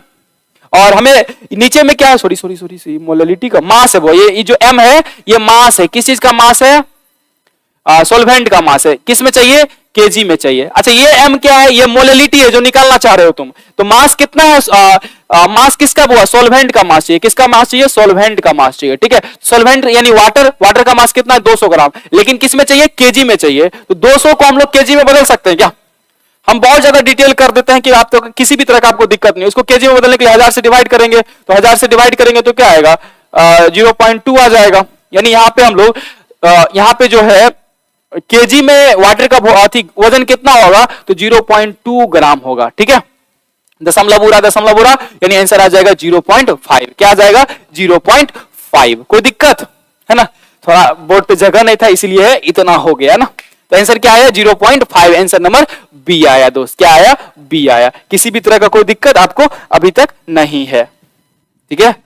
जय श्री राम रंजीत, जय श्री राम रंजीत कुमार, जय श्री राम सर मुझे पता है। चलो चलो बहुत अच्छा रंजीत, बहुत अच्छा, मेरे प्यारे स्टूडेंट्स बहुत अच्छा प्रयास कर रहे हैं, और यही बहुत बड़ी चीज होती है, बहुत बड़ी चीज होती है। आप जो कर रहे हैं प्रयास, यही बहुत बड़ी चीज होती है। मैंने ये करा, लेकिन हो सकता है किसी को बड़ा लग गया होगा, तो ये बड़ा नहीं था, बस फार्मूला का काम था। देखो काटने फुटने में कहीं कोई दिक्कत हुआ नहीं हुआ होगा, बस ये क्या है ना कि तो 2-3 प्रोसेस में निपटा और बहुत इजी है यार, इतना भी नहीं है कि डिफिकल्ट नहीं है। देख लेना यार कैसे कैसे किया, एक बार हो सके तो रिवर्स कर लेना वीडियो को, लेकिन समझ जाओगे। लेकिन समझ के ही जाना दोस्त, समझ के ही जाना, क्योंकि आपके पास टाइम कम है। समझ लेना ये क्वेश्चन आ सकते हैं एग्जाम में, यानी तो इस प्रकार के प्रश्न आएंगे एग्जाम में। अगला बताओ, 28 हो गया, 28 हो गया, 29 पे चर्चा करता हूं। किस पे चर्चा करता हूं? 29 पे चर्चा करता हूं। कितने समय हुए क्लास के? एक घंटा हो गया ना। चलो अभी जो है 29 number, which has highest boiling point under 1 atm pressure. वो इस सब प्रश्न, ये सब बच्चे देख के घबराने वाले प्रश्न, अरे इतने इजी होते हैं, इतने इजी होते हैं कि सोचना भी ना पड़े हमें। देखो सबका कंसंट्रेशन सेम दिया, सबका कंसंट्रेशन सेम दिया, कंसंट्रेशन अलग दे देता ना तो क्वेश्चन इतना डिफिकल्ट बनता, इतना डिफिकल्ट बनता कि तुमको सॉल्व करने में टाइम लग जाता दोस्त। लेकिन सबका कंसंट्रेशन सेम दिया, जब कंसंट्रेशन सेम दे दिया जाए ना तो हमसे क्या पूछा जा रहा है बुआ? हमसे क्या पूछा? हाईएस्ट बॉइलिंग पॉइंट पूछा जा रहा है, किसके पास होगा? ठीक है, तो बॉइलिंग पॉइंट उसके पास हाईएस्ट होगा जिसके पास नंबर ऑफ पार्टिकल ज्यादा होगा, नंबर ऑफ पार्टिकल ज्यादा होगा। ठीक है, देखो सबका कंसंट्रेशन तो सेम है, तो नंबर ऑफ पार्टिकल कैसे पता चलेगा? फार्मूला से। NaCl में 2 पार्टिकल है। शुगर, तो शुगर के फार्मूला में तो बहुत कुछ है, लेकिन शुगर टूटता नहीं है, इसलिए इसमें 1 पार्टिकल है। BaCl12 में देखो, BaCl2 में कितने पार्टिकल है? 1 B है, 2 क्लोरीन, यानी 3 पार्टिकल हो गया। ग्लूकोज में कितने पार्टिकल? 1 पार्टिकल हो गए, यानी सबसे अधिक पार्टिकल किसके पास है? सबसे अधिक कण किसके पास है? इसके पास, यानी ऑप्शन नंबर क्या होगा? सी सही होगा। बताओ इससे इजी कोई चीज हो सकता है क्या? नहीं हो सकता है। ठीक है, चलिए दोस्त, आगे बढ़ते हैं, आगे बढ़ते हैं कि which of the following molecule has highest boiling point. अरे यार हाईएस्ट बॉइलिंग पॉइंट की बात कर दिया। अब देखना इसमें बुआ, इसमें कुछ नहीं पता चलेगा। ठीक है, तो यहां पे भी मैं लॉजिक दूंगा, यहां पे भी मैं लॉजिक दूंगा। लॉजिक क्या दूंगा? पहला तो लॉजिक दूंगा कि जिसमें हाइड्रोजन बॉन्ड बनेगा उसका बॉइलिंग पॉइंट ज्यादा होगा। देखना ये वाला मॉलिक्यूल में देखना कहीं भी हाइड्रोजन बॉन्ड बनने की संभावना नहीं है, क्योंकि हाइड्रोजन बॉन्ड किसके बीच बनता है? हाइड्रोजन बॉन्ड किसके बीच बनता है? HFON, इसके बीच हाइड्रोजन बॉन्ड बनता है। यानी हाइड्रोजन बॉन्ड बनने के लिए क्या क्या होना जरूरी है? फ्लोरीन का होना जरूरी है, ऑक्सीजन का होना, नाइट्रोजन का होना जरूरी है।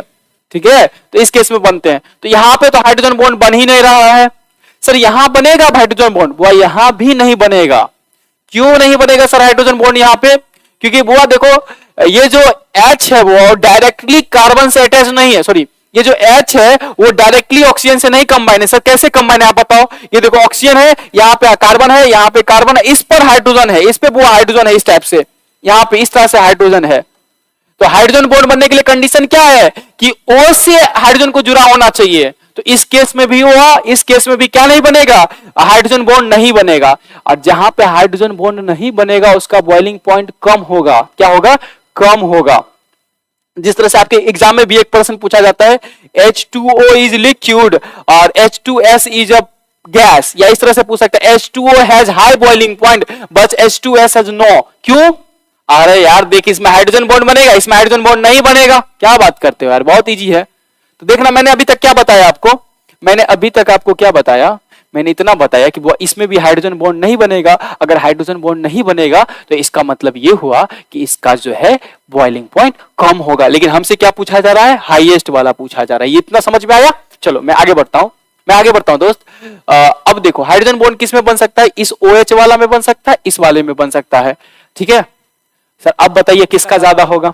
तो जिसका मॉलिक्यूलर वेट ज्यादा होगा उसका बॉइलिंग पॉइंट हाईएस्ट होगा। लेकिन इस दोनों में जो है देखिए, इसमें एक कार्बन है, इसका मॉलिक्यूलर वेट जो है वो ज्यादा नहीं होगा, कम होगा। इसमें देखो कितना है? एक CH2 ज्यादा है। यहाँ पर देखो एक CH2 ज्यादा है, यानी इसका मॉलिक्यूलर वेट क्या होगा? ज्यादा होगा। यानी ऑप्शन नंबर सी क्या होगा? एकदम सही होगा, सीधे सही होगा। और ये क्वेश्चन भी लॉजिकल था, लॉजिक से बनने वाला था। और लॉजिक से बनने वाले क्वेश्चन जल्दी बनते हैं याद करने वाले क्वेश्चन के तुलना में। यानी जो क्वेश्चन लॉजिक से बन जाए उसको लॉजिक से ही बना के याद रखें, ताकि हमें एग्जाम में प्रेशर ना देना पड़े भाई साहब। और मैं बोल देता हूं 100% में आपके बोर्ड एग्जाम में अगर 100% क्वेश्चन है तो 100% में 70% लॉजिकल होते हैं, जिसमें लॉजिक होते हैं। ये मेरा अनुभव कह रहा है, कई सालों को बच्चों को पढ़ाने का अनुभव कह रहा है। और बिहार बोर्ड के नतीजों को देख देख कर उनके एग्जाम पैटर्न को सेट करके मतलब जो देखता हूं उससे एक अनुभव निकल के आती है दोस्त। और मैंने बिहार बोर्ड का पीछा क्या है, वो करता क्या है, किस तरह से क्वेश्चन को अरेंज करता है, मैं भी उसी तरह से क्वेश्चन अरेंज करके बच्चों को देता हूं ताकि वो ज्यादा से ज्यादा नंबर स्कोर कर पाए। और आप करोगे दोस्त, विश्वास नहीं हो रहा ना, करना देखना, करोगे और 100% नायक सर जो कहता है वही होता है। मैं कह देता हूं बच्चों कि सभी सब्जेक्ट की तुलना में आपका केमिस्ट्री ऑलवेज ज्यादा होगा, ये प्रूवन है और मैं लिख के दे सकता हूं। लेकिन मेरा आप रास्ता फॉलो करके देख लो, मेरा रास्ता फॉलो करके देख लो, मेरे डिस्कशन को रोज ज्वाइन करके देख लो, मेरे जो भी डीपीपी मैंने आपको दिए वो सारे डीपीपी करके देख लो, मैंने जितने भी टेस्ट लगाए सारे टेस्ट देकर देख लो, उसी से क्वेश्चन 100% ना रहे तो कह देना मैं बात करता हूं। तो ये क्वेश्चन मैंने आपको भली भांति एक्सप्लेन कर दिया। मैं आगे बढ़ता हूं दोस्त, मैं आगे बढ़ता हूं। अगला है 31 नंबर का क्वेश्चन, कह रहा है कि an example of ideal solution कौन सा है। तो ये क्वेश्चन याद किया जाता है, 3 को एग्जांपल एनसीईआरटी में लिखा है और 3 के अलावा बोर्ड ने कभी भी नहीं पूछा, तो याद कर लो ना यार, कौन देखने गया है कि सही में होता है कि नहीं होता है। लेकिन एन हेप्टेन और एन हेक्सेन जो है वो ये क्या है, आपका आइडियल सॉल्यूशन का मिक्सचर है। किसका है, आइडियल सॉल्यूशन का, ठीक है। बेंजीन और टोल्यून को मिला दो, वो भी आइडियल सॉल्यूशन बनता है। क्लोरो और ब्रोमो इथेन को मिला दो, वहां भी आइडियल सॉल्यूशन बनता है, ठीक है। 30 का कट्टर हिंदू कह रहे हैं 30 का सर सी, रंजीत कुमार कह रहे हैं सी। रंजीत कुमार का एक कमेंट है sir, short video should solution का बहुत जल्द ला रहे हैं दोस्त, 16 चैप्टर 16 दिन, 16 चैप्टर 16 दिन शॉर्ट वीडियो जरूर आएगी हमारे पास चैनल पे, ठीक है। मैं आगे बात करता हूं, 31 का हो गया, 31 का सब सोल्व हो गया। वो याद करने वाला क्वेश्चन था, इस पर टाइम मत दो। जो याद करने वाला क्वेश्चन है बिना लॉजिक का, कोई लॉजिक नहीं है। 3 एग्जांपल एनसीईआरटी ने दिए, बिहार बोर्ड वही 3 को पूछता है, तीनों याद मैं अभी सिखा देता हूं। कौन कौन बोलो, एक बोलना एन हेप्टेन एन हेक्सेन, ये देख लो n heptane and n hexane, benzene और टोल्यून, और एक और क्या होता है क्लोरोइथेन और ब्रोमोइथेन, याद कर लो यार, छोड़ो हटाओ। आगे बताओ 32 का बताइए कोई लोग, 32 का which of the following element known as transition element, ये भी याद करने वाला क्वेश्चन है। डी ब्लॉक को ट्रांजिशन कहते हैं, इनर ट्रांजिशन एफ ब्लॉक को कहते हैं, याद रखना। आगे बढ़ता हूं, अगला कह रहा है कि how many elements are present in first transition series. अरे मैं लिख देता हूं, तुम गिन लो। Scandium, titanium, vanadium, chromium, iron, cobalt, nickel, copper, zinc, लिख दिया, गिन लो, 10 गो होगा।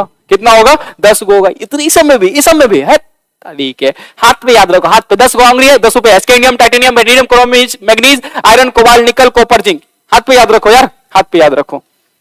चलो बन गया, ये सब बोर्ड का क्वेश्चन है, सब बोर्ड का क्वेश्चन है। मैंने 38 करवा दिया है। आगे बढ़ते हैं, कितना आगे तक कौन सा देख लेते हैं। 34 नंबर का क्वेश्चन देखो, 34 नंबर का क्वेश्चन देखो, which of the following is not an element of first raw transition slit. अभी जो मैंने आपको एग्जांपल दिया उसमें से कौन सा नहीं है, यानी कह रहा है कि निम्नलिखित में से कौन सा फर्स्ट ट्रांजिशन सीरीज का मेंबर नहीं है। तो देखना, आयरन तो है, क्रोमियम तो है, निकल भी है, मैग्नीशियम नहीं है, मैग्नीशियम एस ब्लॉक का है वो, ये नहीं है, ठीक है। तो ये ऑप्शन नंबर सही क्या होगा, सी सही होगा। चलो मैं आगे बात करता हूं, एक ऑटरमोस्ट इलेक्ट्रॉनिक कॉन्फ़िगरेशन दिया हुआ है यहाँ पे, और याद रखना इस बार इस तरह का प्रश्न बहुत ही रहेगा, और इस तरह का प्रश्न निकालना बहुत इजी होता है। देखो ऑटरमोस्ट इलेक्ट्रॉनिक कॉन्फ़िगरेशन दिया है, और यहाँ पे क्या है 3D और 3D सीरीज, यानी फर्स्ट रो जो ट्रांजिशन है, फर्स्ट रो का ट्रांजिशन एलिमेंट है ना, उसी को हम लोग 3D सीरीज भी कहते हैं। और 3D सीरीज को याद रखने का बहुत इजी तरीका है, ठीक है।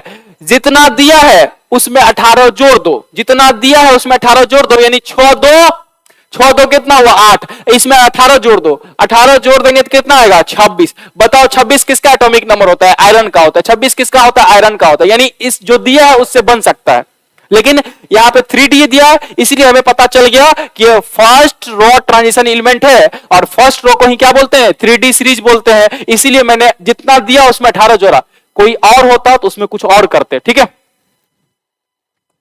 आगे बात करता हूं,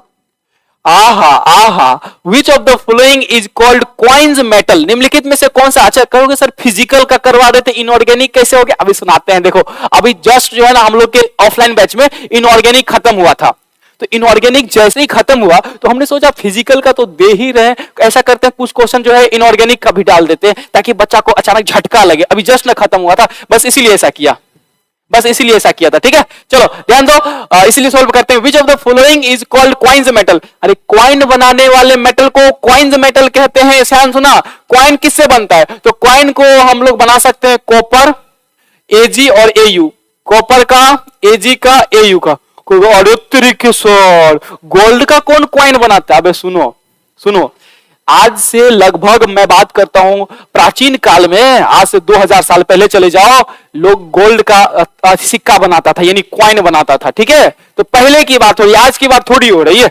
तो क्वाइन मॉडल किसे कहते हैं? कॉपर, एजी और एयू को। और याद रखना दोनों एक ही क्रम में है, कॉपर, एजी और एयू। सबका एटॉमिक नंबर याद रखिए, सभी लोग एटॉमिक नंबर सबका याद रखिए। आगे बढ़ता हूं, ये देख लो, ये देख लो, कितना इजी प्रश्न पूछ लिया बिहार बोर्ड। भाई कैमरामैन फोकस करो इधर, इधर ध्यान दीजिए। कह रहे कि जनरल इलेक्ट्रॉनिक कन्फिगरेशन किसका? ट्रांजिशन यानी डी ब्लॉक का जनरल बताना है।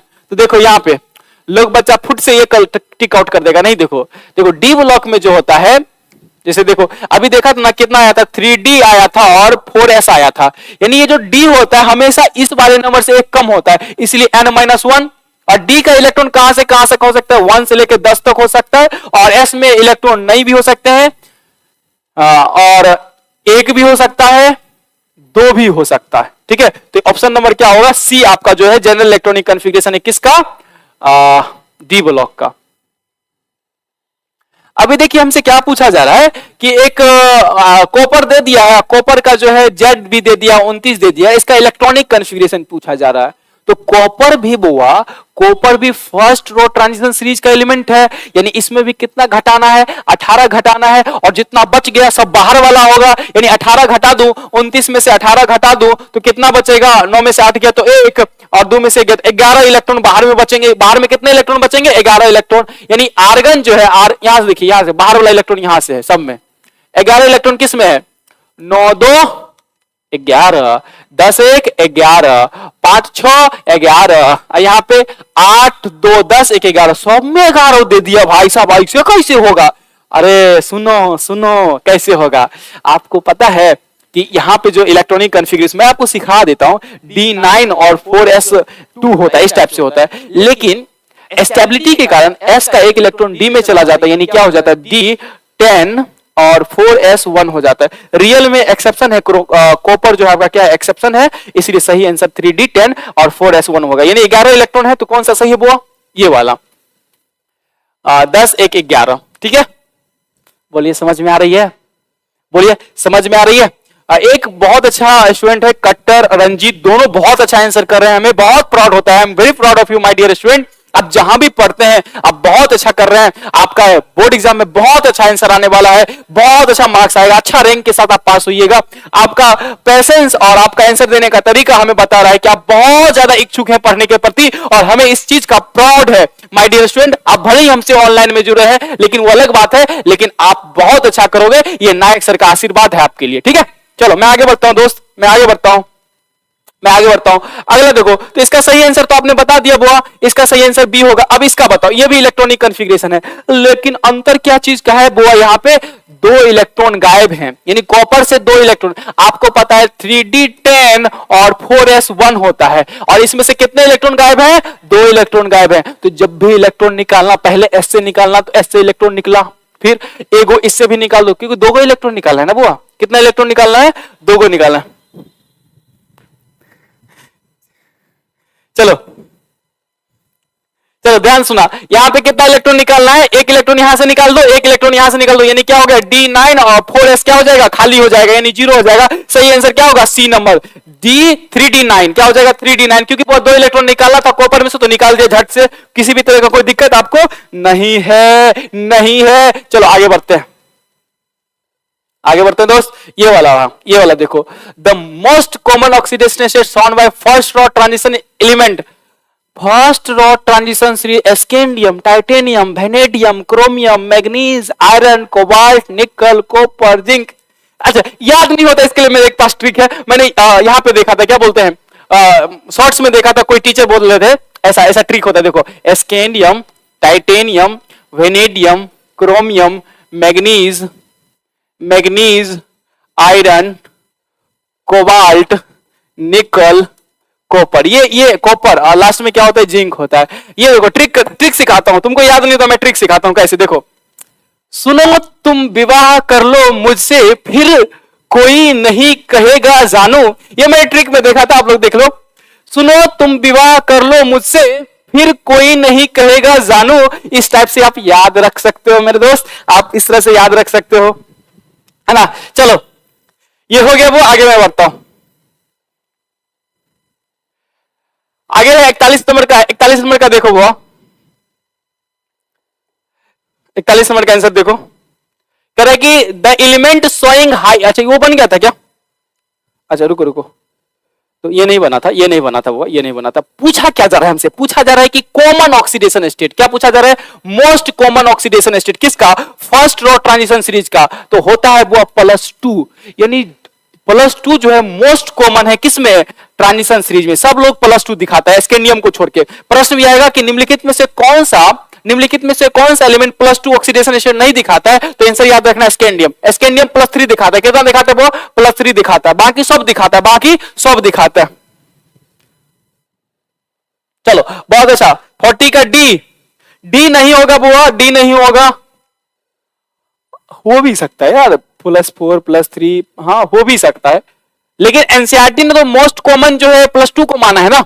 एनसीईआरटी ने मोस्ट कॉमन किसको माना है, एनसीईआरटी ने जो है मोस्ट कॉमन किसको माना है, +2 को माना है, और शायद बिहार बोर्ड ने भी +2 ही लिया है, तो इसीलिए जो हम लोग ले सकते हैं। लेकिन यहाँ पे ऑल ऑफ दिस दे दिया है, इसके लिए हो सकता है आपका डी हो सकता है, ठीक है, चेक कर लिया जाएगा, इसको आगे रहने दो, आगे बढ़ाते हैं।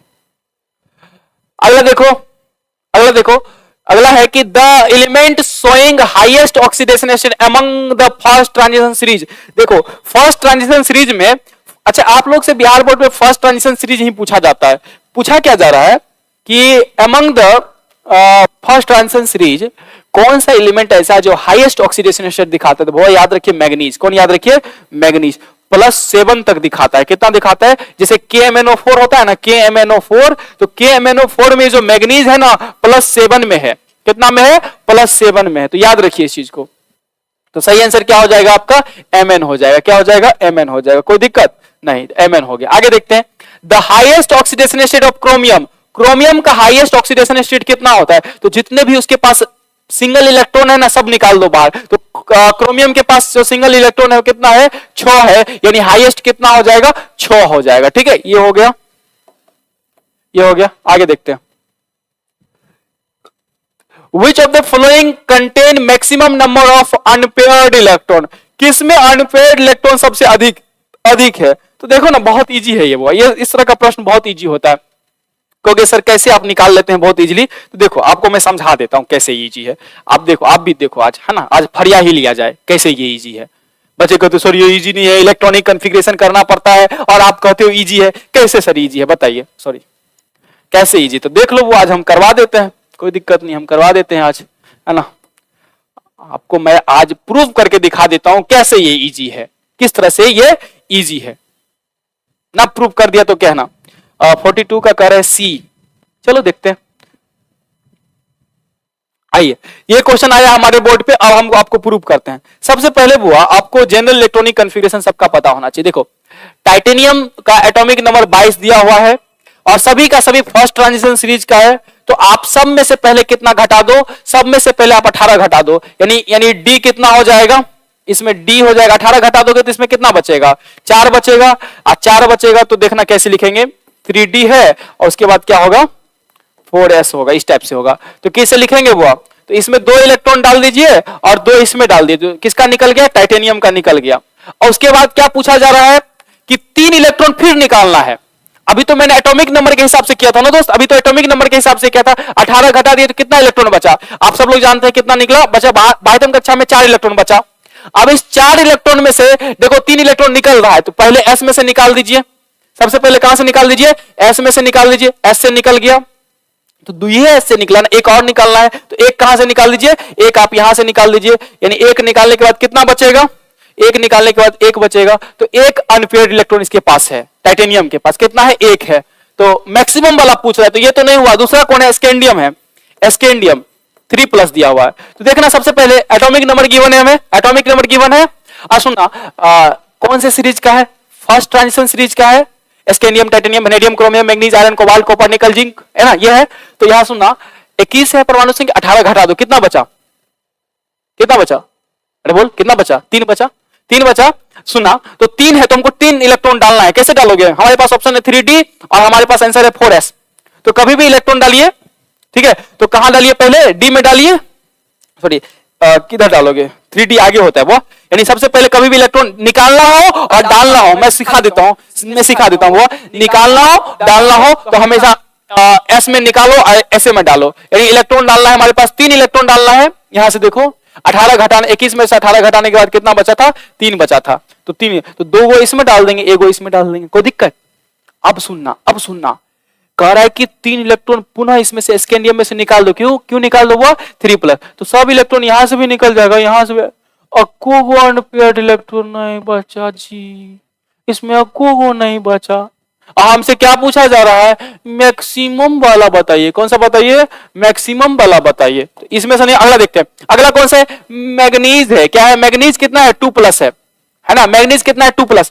अच्छा 25 है, 25 में 18 घटा दोगे कितना बचेगा? 7। कितना बचेगा? 7 इलेक्ट्रॉन भरना है। किस में भरोगे? 4d और सॉरी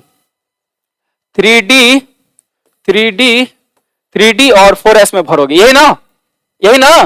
तो सुनना ध्यान से, कितने इलेक्ट्रॉन भरने हैं वो? यहां देखो कितने इलेक्ट्रॉन भरने हैं? 7 इलेक्ट्रॉन भरना है। तो कभी भी भरो तो कहां भरो, और कभी भी निकालो तो कहां से निकालो? ऐसे। अभी भरना है तो 2 इलेक्ट्रॉन इसमें, एस में 2 ही इलेक्ट्रॉन हटता है वो, इसीलिए 2 ही, ठीक है। उसके बाद डी में, डी में, अच्छा डी में हम लोग कितना डाल सकते हैं? तुमने यहां देखो वो, तुमने 7 में 2 यहां डाल दिए तो कितना इसमें डालोगे? 5 डालोगे, ठीक है। अब समझना, अब समझना, डी में 5 है तो डी का डब्बा कैसे बनाओगे? 2 2 4 1 5 हो गया। कितना इलेक्ट्रॉन है? 1 electron, 2 electron, 3 electron, 4 electron, 5 electron. S का डब्बा कैसे बनाओगे? इस टाइप से, इसमें डबल इलेक्ट्रॉन। देखो वो हमसे अनपेयर्ड पूछा रहा है, एक में देख लो वो अनपेयर्ड इलेक्ट्रॉन, तो ये पेयर हो गया तो ये वाला नहीं गिनेंगे, इसमें गिनेंगे 1 2 3 4 5। अभी तो मैक्सिमम पूछ रहा है आपसे, सीधे भी पूछ सकता है कि किसमें ज्यादा होगा, ये भी पूछ सकता है आपसे। तो यहां देखो 1 2 3 4 5, तो 5 अनपेयर्ड इलेक्ट्रॉन है किसके पास? मैग्नीज के पास। जिंक के पास चेक कर लेते हैं, जिंक के पास चेक कर लेते हैं। जिंक कितना है? 2+ है, 2+ है। सुनना 2+ है, तो इसका मतलब हम सबसे पहले काम क्या करेंगे? 30 दिया है एटॉमिक नंबर, याद भी होना चाहिए आपको। 30 में से 18 घटा दो, कितना बचा? 12 बचा। और ये 12 इलेक्ट्रॉन हम कहां भरेंगे? 3d और 4s में भरेंगे। सबसे पहले 2 इलेक्ट्रॉन s में भर दीजिए, बाकी कितना बचा? 10 बचा। 10 यहां से निकाल देंगे। कहां से निकाल देंगे? यहां से निकाल देंगे। कोई दिक्कत? किसी भी तरह का कोई दिक्कत आपको नहीं है, ठीक है, किसी भी तरह का कोई दिक्कत आपको नहीं है। अब रुकना, अभी क्या कहा जा रहा है कि 2 इलेक्ट्रॉन निकाल दीजिए। अब इसमें से कितना इलेक्ट्रॉन निकाल दीजिए? 2 इलेक्ट्रॉन निकाल दीजिए। अरे झट से निकाल देंगे। 2 इलेक्ट्रॉन सबसे पहले कहां से डालना हो? निकालना हो एस से, डालना हो निकालना हो एस से। तो ये 2 इलेक्ट्रॉन निकल गए यहां से, कितना बचा? 10। कितना बचा? 10। अब देखना, लो 1 2 3 4, 1 2 3 4 5 को डब्बा बना दिया। अब 5, क्योंकि डी के पास 5 ही घर होते हैं। अब देखना 1 2 3 4 5 इलेक्ट्रॉन डाल दिया, 5 अभी भी बचे, तो पुनः दोहराओ 1 2 3 4 5। अभी इससे क्या पता चला कि स्कैंडियम के पास एक भी इलेक्ट्रॉन नहीं है, तो अनपेयर्ड इलेक्ट्रॉन की सवाल ही पैदा नहीं होता है। जिंक के पास इलेक्ट्रॉन तो है टोटल कितना? 12 बाहर में, लेकिन कोई भी अनपेयर्ड नहीं, सबका सब पेयर्ड है, यानी इसमें भी अनपेयर्ड इलेक्ट्रॉन नहीं हुआ, जिंक में भी नहीं हुआ। टाइटेनियम में अनपेयर्ड इलेक्ट्रॉन ओनली 1 है, और इस मैग्नीज में कितना है? 5 गो अनपेयर्ड। ये तो नहीं हुआ, 5 गो अनपेयर्ड हुआ। सबसे मैक्सिमम किस में है ये पूछा जा रहा था। एक कमेंट है नंदिनी शाह का, सर गुड इवनिंग सर, मैं सीटेट का आपका स्टूडेंट है। बहुत अच्छा नंदिनी शाह, आपको हम तो पहचानते हैं, कोई दिक्कत नहीं, पहचानते हैं। चलो, जितने भी बंधु देख रहे हैं वीडियो को लाइक करें, चैनल को सब्सक्राइब करें, अपने दोस्तों, हम साथियों, हम राहियों, बचपन के मित्रों, लंगटिया यारों के साथ इस चैनल को शेयर करें, तब ना मजा आएगा। सभी दोस्त आपके इस चैनल पे पढ़ेंगे तब ना आपको भी मजा आएगा। तो वीडियो को शेयर जरूर करें अपने दोस्तों में, छिपाए नहीं वीडियो दोस्तों से कि हम तो पढ़ रहे, मेरा दोस्त कहां जाएगा। दोस्त का सपोर्ट करना आपका धर्म कर्म सब कुछ है दोस्त। आगे चलिए, ये हो गया यानी सबसे अधिक अनपेयर्ड इलेक्ट्रॉन किसके पास है? मैग्नीज। सर इतना सोल्व करूंगा मैं, अबे प्रैक्टिस कर लो ना यार, जल्दी निपट जाएगा, है ना। चलो come to the back to the अपना क्वेश्चन जो वहां पे है वहां पे आ जाते हैं। ये रहा आपके स्क्रीन पे क्वेश्चन और आंसर हमसे क्या पूछा जाता है, which of the following has maximum number of unpaired electron, तो आंसर होगा मैग्नीज का। ठीक है, आगे देखो वो अगला है कि the cause of variable oxidation among the transition element, यानी ट्रांजिशन एलिमेंट जो है वेरिएबल ऑक्सीडेशन स्टेट क्यों दिखाता है, ये पूछा जा रहा है हमसे। ठीक है, Sonu Rajan, thank you sir, most welcome Sonu Rajan, most welcome. अभी देखिए तो इसका जो रीजन है वो, इसका जो रीजन है वो रीजन ये है कि जो इलेक्ट्रॉन होता है डी ब्लॉक का वो दो ऑर्बिटल में होता है, एक डी में और एक एस में, और यहाँ पे एन और यहाँ पे भी सॉरी ऐसे लिख देता हूं n-1d और एन एस में, यानी दो ऑर्बिटल में सब सेल में इलेक्ट्रॉन रहते हैं और दोनों से ही इलेक्ट्रॉन निकलने का कैपेसिटी है और दोनों का ही एनर्जी लगभग क्या है, बराबर है। इसीलिए हमारे डी ब्लॉक के जो एलिमेंट होते हैं वेरिएबल ऑक्सीडेशन स्टेट दिखाते हैं। और वेरिएबल का मतलब क्या होता है, एक से अधिक ऑक्सीडेशन, जैसे सोडियम का +1 होता है तो फिक्स है, वो वेरिएबल नहीं शो करता है। ऑक्सीजन का 2- वो फिक्स हो जाता है, वेरिएबल नहीं है। लेकिन डी ब्लॉक जैसे आयरन पे +2 +3 भी, क्रोमियम पे तो बहुत सारा, मैग्नीज पे +2 से लेकर +7 तक, यानी बहुत ज्यादा वेरिएशन है, बहुत ज्यादा वेरिएशन है, बहुत ज्यादा वेरिएशन है। यानी वेरिएशन क्यों है, तो इसका आंसर क्या होगा, C number, the valence electron of them are found in two different subshell D और एस में। ठीक है, ये भी सॉल्व कर दिया। 45 नंबर के क्वेश्चन पे आ जाइए बच्चे लोग, 45 नंबर के क्वेश्चन पे आ जाइए। In which of the following is the oxidation state of Mn is lowest, किस में Mn का ऑक्सीडेशन स्टेट जो है लोएस्ट है, यानी सबसे कम है मेरे मित्रों, ये पूछा जा रहा है। तो बताइए ना किस में सबसे कम है। देखना मैं बोल देता हूं, यहां पे देखो, यहां पे सल्फेट है और यहां पे Mn है, सल्फेट पे 2- होता है यानी Mn पे कितना होगा, 2+ होगा, यानी Mn क्या है 2+ में। और याद रखिए दोस्त, Mn कभी भी 2 से नीचे नहीं दिखाता है, Mn जो है मैग्नीज जो है 2 से नीचे नहीं दिखाता है, यानी 2 से नीचे नहीं दिखाता, यानी सबसे लोएस्ट तो 2 ये वाला ना हुआ। तो ऑप्शन नंबर क्या होगा, ए। सर जी आप तो दोस्तों चेक वो नहीं किए, चेक कर देते ना, तुम्हारी क्या बोलते हैं खुशी के लिए मैं चेक कर देता हूं, लेकिन आंसर तो यही हुआ ना। आगे चेक करो, Mn2 का निकालते हैं, Mn2 का निकालते हैं। देखो एक ऑक्सीजन पे 2-, एक ऑक्सीजन पे 2- बुआ, ए सुना इधर से, ए ध्यान दो, इधर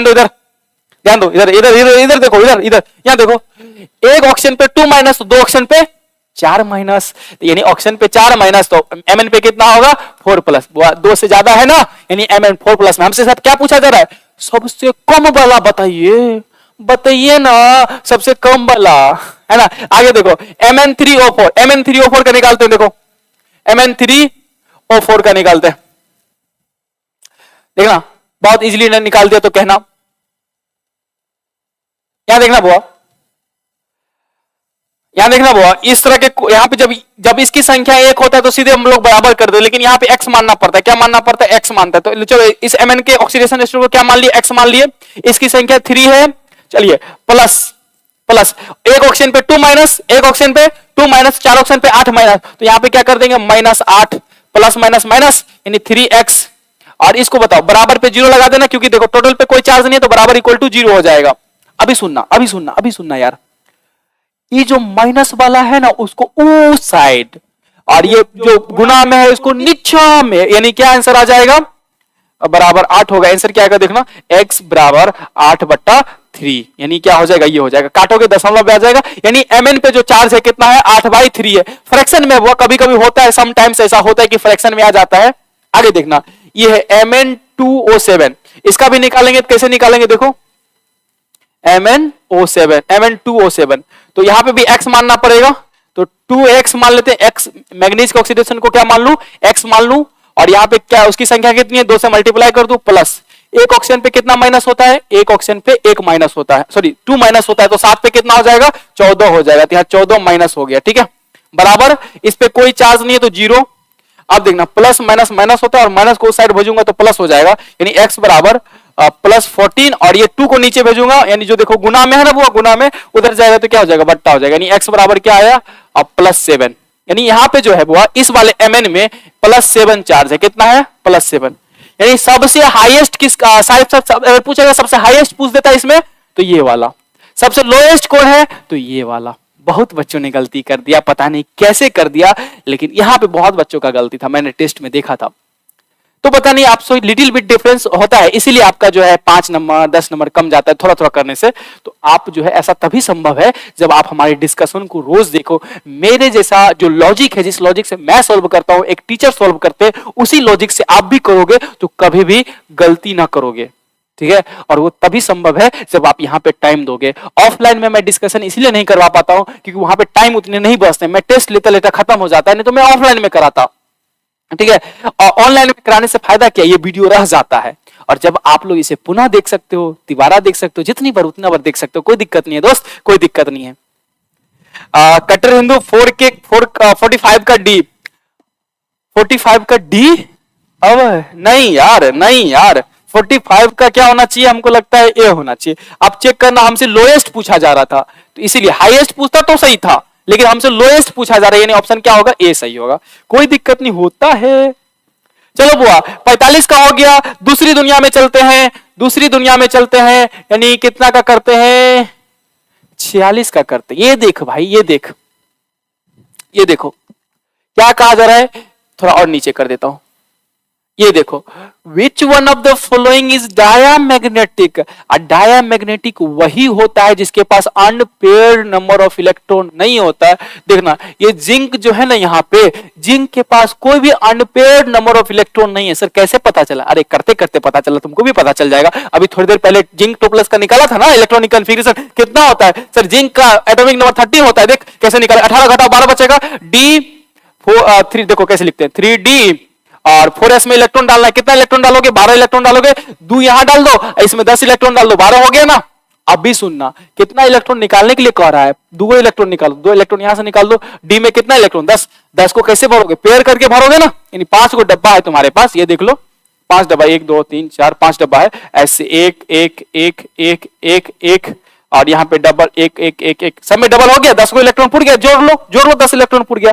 और जिसमें पेयर्ड इलेक्ट्रॉन हो, यानी अनपेयर्ड इलेक्ट्रॉन नहीं होता है ना, जिसमें अनपेयर्ड इलेक्ट्रॉन नहीं होता है, यानी मेरे कहने का मतलब है जिसमें पेयर्ड इलेक्ट्रॉन होगा, यानी सबका सब इलेक्ट्रॉन जोड़ा में होगा, वैसा ही चीज क्या होता है, डायामैग्नेटिक होता है। बाकी जिसमें अनपेयर्ड इलेक्ट्रॉन होता है वह पैरामैग्नेटिक होता है। यानी इसमें से सब देखो, इसका चेक कर लो, इसका चेक कर लो, इसका चेक कर लो, इसका, यानी जिंक का जो होगा वो क्या होगा, उसमें अनपेयर्ड इलेक्ट्रॉन नहीं है, इसलिए जिंक क्या हो जाएगा, डायामैग्नेटिक। ज्यादा समय नहीं देते और आप सब में चेक कर सकते हो, आपके पास थोड़ा टाइम होगा घर पे तो आप सब में चेक कर सकते हो, क्योंकि मैंने आपको सिखा रखा है। आगे देखता हूं दोस्त, आगे देखता हूं, आगे देखता हूं, कितना नंबर क्वेश्चन, 47 नंबर का।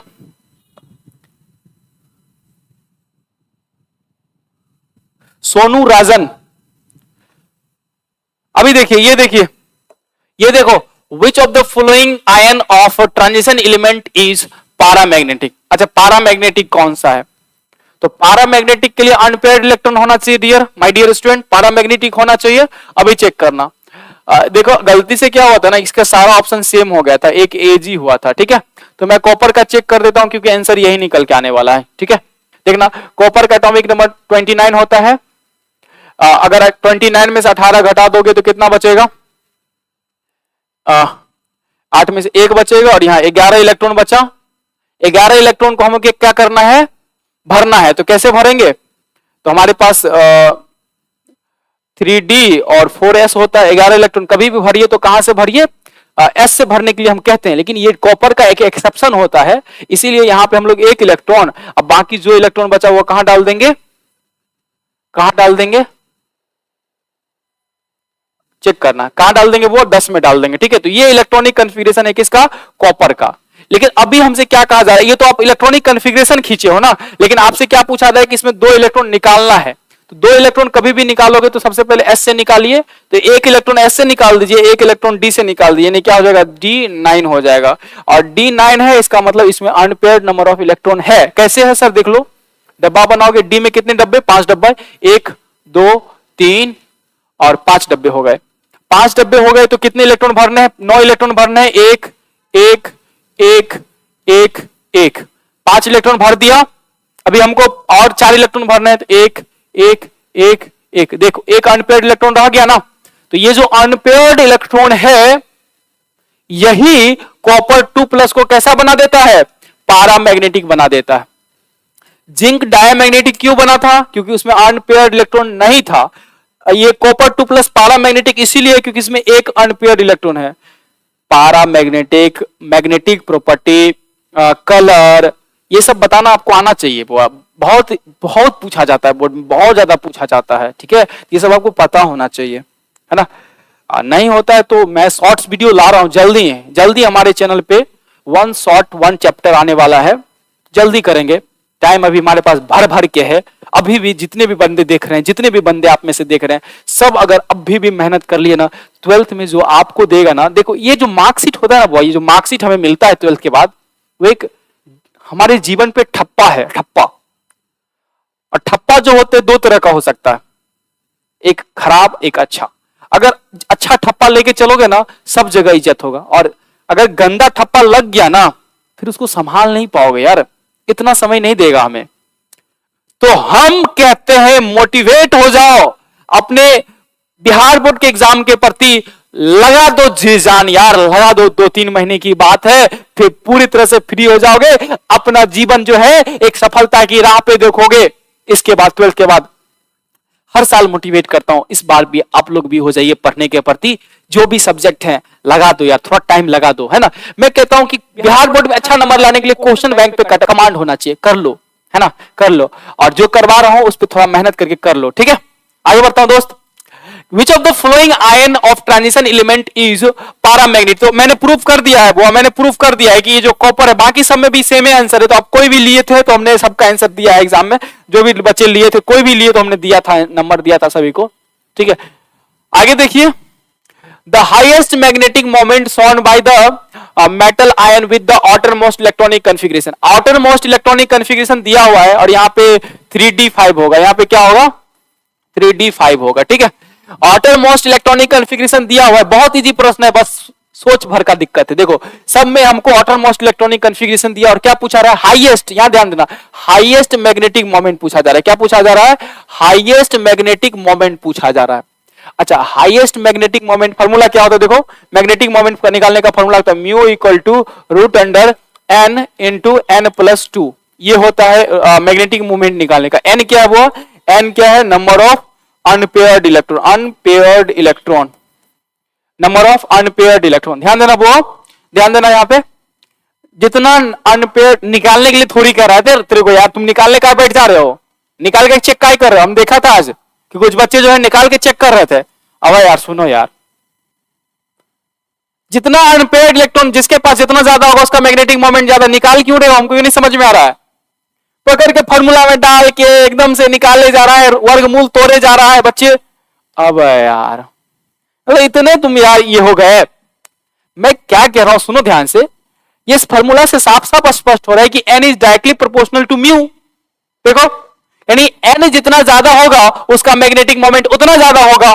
या देखो हाईएस्ट मैग्नेटिक मोमेंट किसके पास होगा, जिसके पास नंबर ऑफ अनपेयर्ड इलेक्ट्रॉन ज्यादा होगा उसका होगा।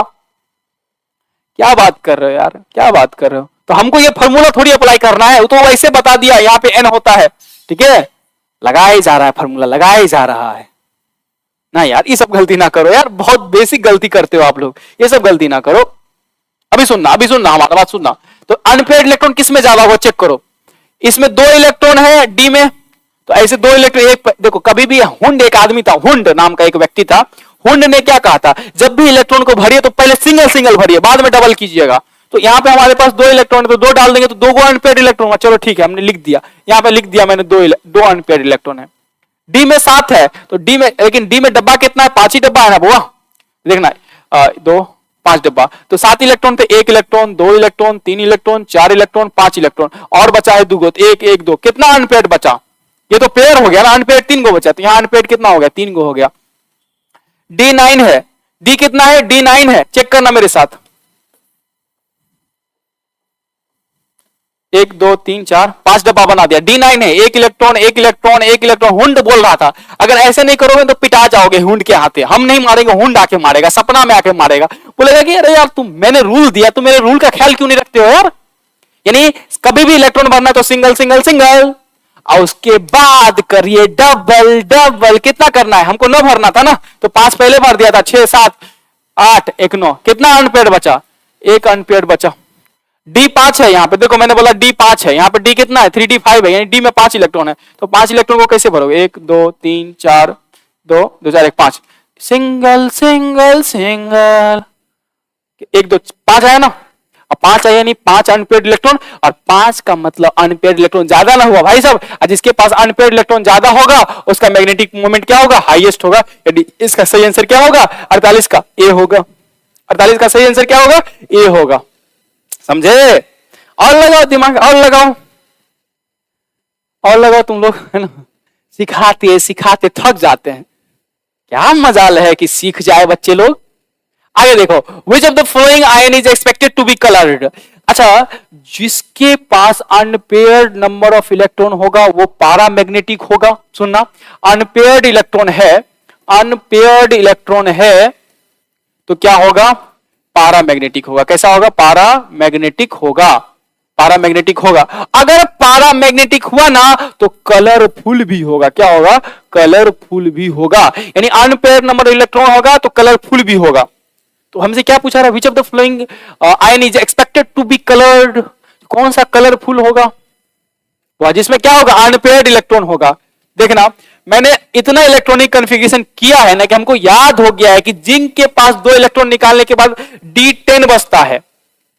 क्यों? क्योंकि ऐसा होता है। बहुत देखो, मैं बोल देता हूं, मैं सिखा ही देता हूं, क्या दिक्कत है, सिखा ही देता हूं। देखो, इसका अगर इलेक्ट्रॉनिक 3D10 और कितना आता है?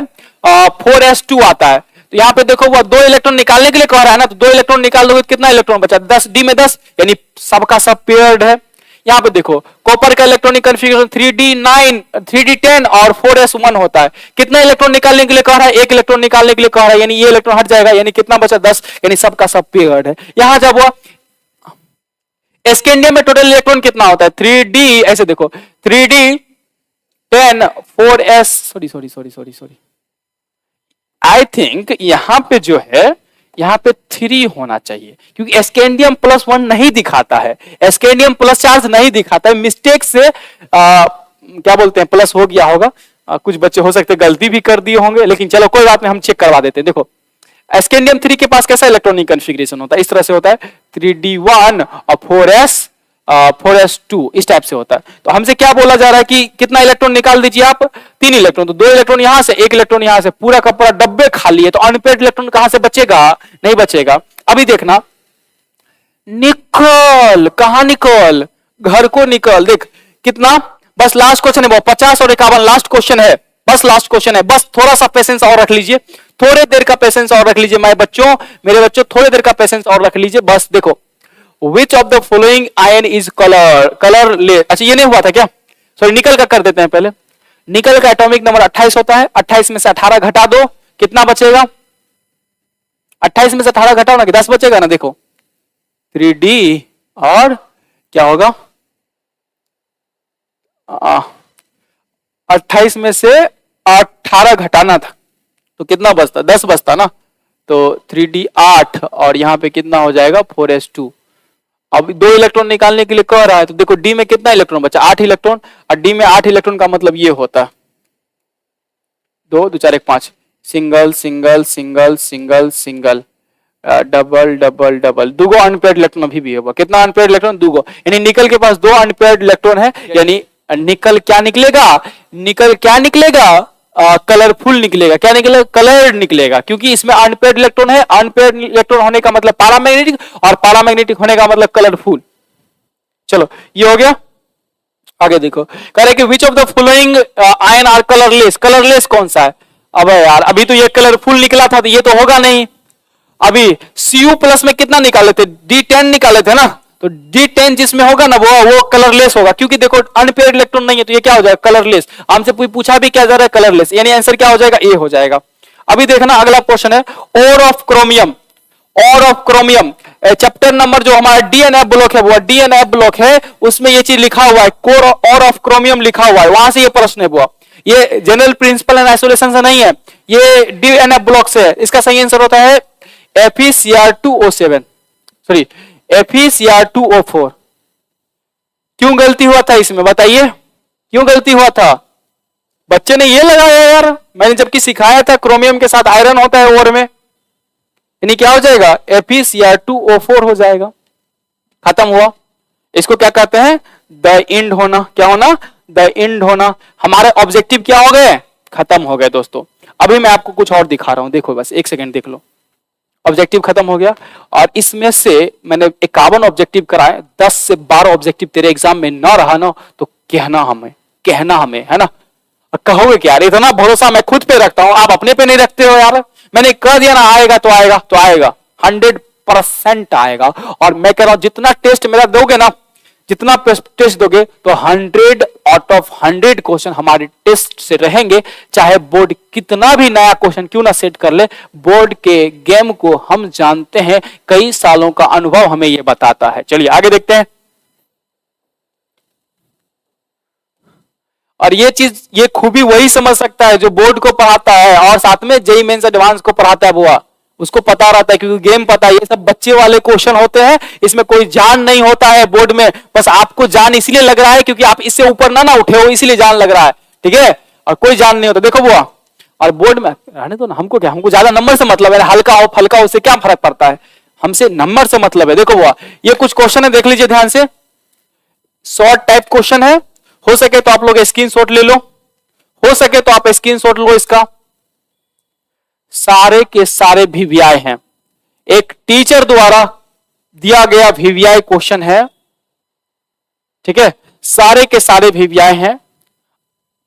या तो इसका आंसर चाहिए तो कल हमसे जुड़िए, पार्ट 2 लेक्चर इसका आ रहा है। पार्ट 2 लेक्चर शाम 7 बजे। कितने बजे, शाम 7 PM में हम लोग लेक्चर ला रहे हैं पार्ट 2, जरूर देखने आइएगा। कह रहा हूं सीधा यहां उतार दूंगा, सारे के सारे शॉर्ट सीधे यहां उतार दूंगा, ठीक है। ये शॉर्ट्स है और एक लॉन्ग भी करूंगा मैं। एक्चुअली में लॉन्ग क्वेश्चन जो है नहीं है यहां पे, है ना, लॉन्ग आंसर टाइप क्वेश्चन नहीं दिया गया है, लेकिन एक लॉन्ग भी है जो हम लोग कल करेंगे। कह दिया ना, सीधे यहां उतारूंगा और जहन में उतरेगा। डीएनए की तो बात ही छोड़ दो, और यहां उतरेगा सीधे एग्जाम में छपेगा, ठीक है। तो दोस्तों आप लोग के इतने मेहनत के लिए हम बहुत ज्यादा थैंकफुल हैं कि आप इतने देर से हमें देखते रहे, क्वेश्चन को करते रहे। ये दिया गया समय आपको बेनिफिट हो। एक टीचर होने के नाते मेरा यह कहना है कि अगर आप यहां टाइम दे रहे हैं ना तो इसका बेनिफिट आपको हो। तो मैं कुछ भी ऐसा वैसा लेके आपको नहीं दे सकता हूं, जो मन किया यहाँ का किताब का मन हुआ उठा के ले आया, वहां का किताब का मन हुआ उठा के ले आया, फर्क नहीं पड़ता है। बोर्ड में पूछा जा रहा है, बस क्वेश्चन करवाना है, लिख देंगे वीवीआई ऑब्जेक्टिव, लेकिन टकराएगा एक भी नहीं। तो वैसे टीचर में से नायक सर नहीं है। अगर आप हमें टाइम दे रहे हैं तो आपको इसका बेनिफिट बोर्ड में हो, यह सोच के हम पढ़ाते हैं।